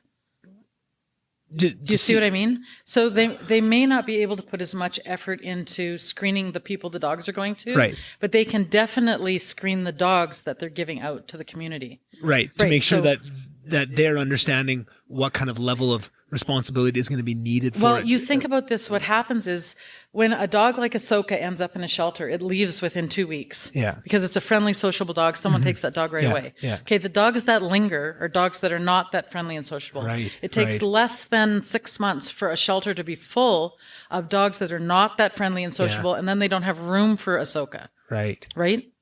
So then they're full of dogs that are not necessarily that great community members. They're great dogs with the exact right person, but finding the exact right person takes a long period of time. It costs a lot of money. And to what fairness? right? To what fairness to that dog? So it's a very, very hard conversation to have. And it's an in-depth, lots of thinking conversation, but there are worse things than death. And I think sitting in a box in a noisy, chaotic, crazy shelter with no person and no outside time as a dog is a much worse fate than euthanasia. Yeah. Wow. Yeah. And I think that's how I feel about it. And I think that's a worldview that is painful to take on, even if it is true. And I think that prevents people from seeing that way. But I think it's healthy, even if you don't want to, if you don't have the whatever you want to call it, mental fortitude, or whatever, to live in that world where you look at it that way. But I think just to try it on and to see it that way is important, to at least get a taste of that, so you understand the magnitude of what you're doing, right? And to hold this out. I think everybody has this idea in their head of a kill shelter versus a non-kill shelter. But when you look at it that way, really not that much difference between the two of them, right? The thing about, about that industry is that if there's a no-kill shelter in a community, there is a kill shelter doing all the dirty work, right? All they're doing is they're choosing who comes into their shelter. Right. Yeah. And which is nice to be able to do. And that's important for people to understand too. Right. But they're not doing all of that. The people that are having to euthanize those dogs, having to euthanize dogs for space and time sucks. But if you assess dogs and you can keep the friendliest ones available for longer, and you can euthanize the dogs that are going to have way less chance of finding a home within a month, right? Then you're going to save some lovely, friendly dogs. If you're not assessing your dogs at all, then you end up with a shelter full of dogs that are hard to place, right? Yeah. And where do the other ones go? There's no room or time for them. Right. That's really sad to think that happens, but it's a really harsh industry for sure. And just because it's sad doesn't mean it doesn't deserve the thought, right? And I feel like so much of the saddest parts of things like that is that it's so sad people just refuse to look at it through the right lens, or they find these easily digestible ways to think about it, right? Like but I think if you want to be compassionate, this is a hard way. So many things, like, what's that saying? Compassionate solutions require incompassionate assessment, or something. Like, you have to be able to take all that out of it to look at it, to be able to find what the most compassionate way is. Right. If you're trying to just look at it from compassion, you're going to be incompassionate because you're looking out for yourself to not feel the full pain and the full gravity of the situation. So the way that I used to explain that to shelter staff, nobody that works in animal sheltering gets in there because they want to euthanize pets. They get in there because they love animals and they want to save everything. Yeah. Right. And that's why we all get into animal sheltering. But then when you're in animal sheltering, you realize that not all of the animals that come into your care can be saved. There's not enough people for the amount of animals that are in, and there's not enough professional dog trainers that want marginal dogs to get all those marginal dogs out of there, right? So then they end up getting adopted to pet dog homes, and then you're coming to me as a dog trainer with your, 130-pound man-eating mix of some sort, and you love the dog. There's no doubt about it. But what can we do to help the dog now, and what can we do to help the people, right? Yeah. Those are the really hard cases. But those come from breeders too. People can have puppies that come up like that also. Shelters are not alone in that capacity. Yeah. Breeders are also responsible, and people that are breeding very serious one job kind of dogs and then adopting them out to somebody who expects Ahsoka are really not doing their breed or the dog any favors. Yeah, exactly. Yeah. Well, that's like one of my favorite stories is one of these comedians that I follow. His name is Brendan Schaub. He's actually both worlds. He used to be an MMA fighter. Now he's a comedian. He's got a podcast and listened to it for a long time. His house got broken into, and it was a real shaken up moment. He had just had his first kid. He's gone on the road a lot of the time. So first of all, he went and bought some guns and whatever. That's a whole different thing. But then he went and got a trained Belgian Malinois. Yeah. And had it like attack trained. Like this is a defense dog. But what he found was that was all good, well and good. But what he found was when he'd go on the road on the weekends with his wife, was not so good, and started to get a little, and it just wasn't handled. And he thought he had all this perfectly fine, and he had to get rid of the dog, right? He had to find a new home for the dog because it was fine with him when he was around. But as soon as he'd go on the weekend, it was that dog had a different personality. It wasn't getting whatever it was that the dog needed to operate in that zone. It wasn't there when he was gone. And it's just so interesting of just thinking, I would have never even thought of that. I would have thought, of a family wouldn't even break down to that. But that's just, when you have these dogs of a certain level, and I think that's that. Right. That Belgian Malinois, that's a lot of dog to handle. And that's what they're talking about when he was talking about getting it. Is he said, like, I'm going to the special place and they have to vet me to make sure that I can handle this dog because of the amount of training that you're getting. They don't just hand them out to everybody. Right. And he thought he had it all licked, but he didn't think about sure, it might be fine with you. Right. But you're not going to be there all the time, Right. and that might not work, right? Right. Like, that's fascinating. Right, and you have me. to think about every single one, like every single dog that goes out in the community that way. Shelters have to do that, and puppy breeders have to do that. Yeah. Not everybody does. So then it becomes a buyer beware kind of a market. Right. But, in animal sheltering, I used to explain to staff that you have to think of this like a business, right? Like what we need to have available are friendly, sociable, safe family dogs. We want to be known for that. Yeah. We don't want to be known for, Russian roulette. Yeah, When you're exactly. getting a dog, Don't know what so- you're going to get. Yeah. Interesting. We might end up getting, we might be holding the bag. And I will say in Grande Prairie, we have a pretty big problem with veterinarians don't like to euthanize young, healthy dogs. And that's all fine and good. I'm not judging their opinions on that. But if the dog has been to a professional trainer and the dog has done damage to humans and the people don't know what else to do, then the dog goes to the shelter. Right. Right? Because they can't get any help anywhere else and nobody will take responsibility. Yeah. So that's really unfortunate that is a big part of the community here. But then the shelter ends up holding the bag, right? The shelter has to euthanize the dog. And has the cost and has all of the trauma that goes with that, right? PTSD. And the perception too. Yeah, right? Like, the because perception. people don't understand it well enough to see all the different Right. dominoes that fall to have it end up there. They just blame the shelter that's Right. doing the dirty work, That's right? right. Because and all the shelter staff that have compassion fatigue, like that's it's a real thing. for sure. And follows a lot of really young girls at shelters, right? And by the time they're out of shelters, they have a very different perspective about it all, which is Wow. really too bad. That is, 'Cause it yeah. doesn't have to be that way. It doesn't. But yeah, that's But the it's first a step whole is- community problem. It really is. But the first step is just to be aware of it, because until this conversation, I had no idea any of that, right? And as soon as you start saying it, it's like, that makes a Right. lot of sense. Like, but just because you never, whatever it is, you just never Right. Well, put in your some mind in that shelters, mindset. just put up dogs that are available are all dogs like Ahsoka, right? Yeah. They screen their dogs really well and they know who the dogs are going to match with. And even then they still get the same percentage of dogs back. All the studies show that they get the same percentage of dogs returned to shelter as shelters that do no screening whatsoever. really. Yeah.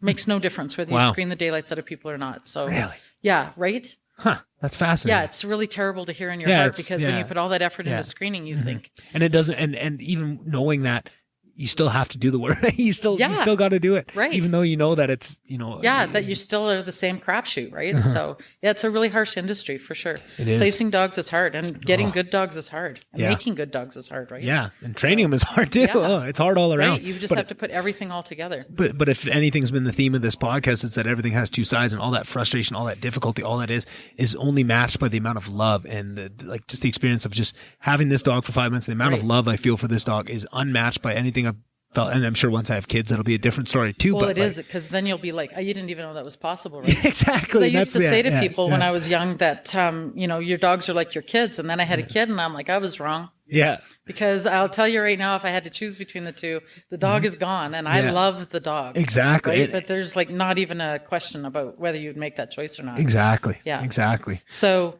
when people are doing that, though, it's all about relationship building, right? And it's okay sometimes to admit that this relationship isn't going to work. Right. So that's an important thing for people with dogs to do too. And sometimes if you can recognize that early enough, that this relationship, maybe that's the best thing for that dog too. Yeah. And maybe you can, because you talk about this, it's been to a professional trainer, but maybe the damage was done because they didn't go to that trainer. They didn't try any of these things until they'd already, a year old, 2 Yeah, years and old. maybe it had nothing to do with them, right? Maybe it had nothing to do right, with them. Right. Right. Exactly. It's just not a good match. Yeah. Right. Like you've probably dated some really lovely girls that were not the right match. Right. Right. Yeah. Right. Exactly. I've been married to a couple Yeah. of really great guys. Yeah. That were not the right match. Right. Right. And it doesn't matter. What caused that or what Right. the things were. It just wasn't the right match. It's just the reality of the It's situation. just the reality. And that can happen with us when we choose dogs too. And I think that's what about having that. It's always just the reality of the situation. But first, we both know that the reality of the situation and your perception of the reality are two different things. And I think that of being honest enough to take a situation as it is and make those calls and not to let your ego or whatever else it is Right. intercede that and block your vision from what's actually happening so you can Right. actually make the right calls. And I think that's a good percentage of the time what's standing in the way of Right. it, right? Yeah. Is there, we've covered A lot of stuff. a lot of stuff. Ups and downs, and I'm hoping that I can convince. I mean, there's still a million more things I could ask you about, and I'm hoping I can convince you to come on again sometime to go over it all. But just before we wrap up, is there anything else that you missed? Is there anything that you'd any one piece of information you want every dog owner to know, or anybody that's prospective? Is there anything that we didn't cover that is important? Any magic wand things you'd want to wave and make sure every dog owner pops in their head? I think the really important things for people that are just getting their first dog is to remember that it is a buyer beware market. Yeah. To do your research. Yeah. Do your research. Pick somebody who is breeding lovely, friendly dogs that act the way you can meet the adult dogs, and they act the way you want your adult dog to act. Right. And then you can learn how to get there. But if you start with good genetics, it makes a huge, huge difference. And if you're choosing dogs from shelters, do that. But pick friendly, sociable dogs, know what you're getting into. Right. If you're picking hard dogs, you have to be, lots of people love hard dogs. Yeah. If you pick a hard dog, you got to be prepared for all the things that come along with that. For sure. And the ownership that goes with that. So, kindness in all ways, kindness towards our dogs, each other, all of that makes a difference. Well, that's pretty much the undercurrent of all these episodes of this podcast is kindness and compassion and love of people. That's what I'm always trying to spread with that. So I'm glad to see that you, through a whole different lens of a whole different lifestyle, have gotten to the same point of what matters at the end of the day. Because that's exactly where I get it. Through all the shit I've seen and all the research I've done and everything, at the end of the day, if you're loving and compassionate, things are going to work out. Yep. Oh, that's awesome. And I think that goes double for all our furry friends. Yeah, I agree. Awesome. Who's sleeping quietly at your feet, like an being a angel, good and girl. just being an angel the whole time. Hey, she is such a good girl. She is. But that we owe a lot of that to you. So thank you once again. I know I thanked you at the start, but me and Alyssa couldn't have done this without you. A lot of how good. I'm going to give most of the credit to Ahsoka because she's just so smart and good. Well, the rest you guys of the credit goes to you, and we get about 2%. You did all the right things. Yeah. Right? You researched the breed, you researched the breeder, you picked the right puppy, and then you did training. And training is a lifetime. Oh, that is... That's a perfect way to end it. I'm just going to mess it up if we go any further. So thank you so much for coming on, Tammy. Welcome. That was awesome. That was tons of fun. Yeah, thanks for having me. Perfect. Bye. All right, we're already over 3 hours on this episode with the intro and everything, so I'll try and keep this outro short. I hope now that you heard that episode, you'll get what I was talking about in the intro of just what a special person Tammy is and what amazing knowledge she has to spread, and kind of some of the reasons some of this knowledge needs to spread and take root, and what better lives we can give these dogs by not giving up, not doing the easy way out, and really trying to connect with them and build these relationships. I think that's the overall message, and I just think it's a beautiful one that the more people that hear it, the better. I'm always selfishly one of the more people to hear these episodes, but especially ones like this where I just think, my stuff aside, it's just really good information. So those are the ones I'm always hoping that people share and pass on to a friend. So like I said in the intro, if you know anybody that's talking about getting a dog, just got a dog, just really loves dogs, please pass this episode on to them. It's kind of one of those ones. It wasn't too much politics or any of the other stuff to go in. It was just a great conversation. I'm excited to, I love all the politics stuff myself, but I think it's nice for listeners to, get a little bit of break from it. Sometimes there probably was pieces of it that it snuck in, but it's always good. It makes it easier to pass on to somebody. So you're not having too many strings attached. It's just a fun conversation. I know it's long, but they can always, listen to it in chunks or whatever it takes. I believe in the long form medium, and it's been doing pretty well so far. I'm really enjoying it. So yeah, other than that, follow the social medias, do all those things like I say in every intro and outro. Tell everyone you love them, all those nice things. And I will see you guys on the next episode. All right. Bye.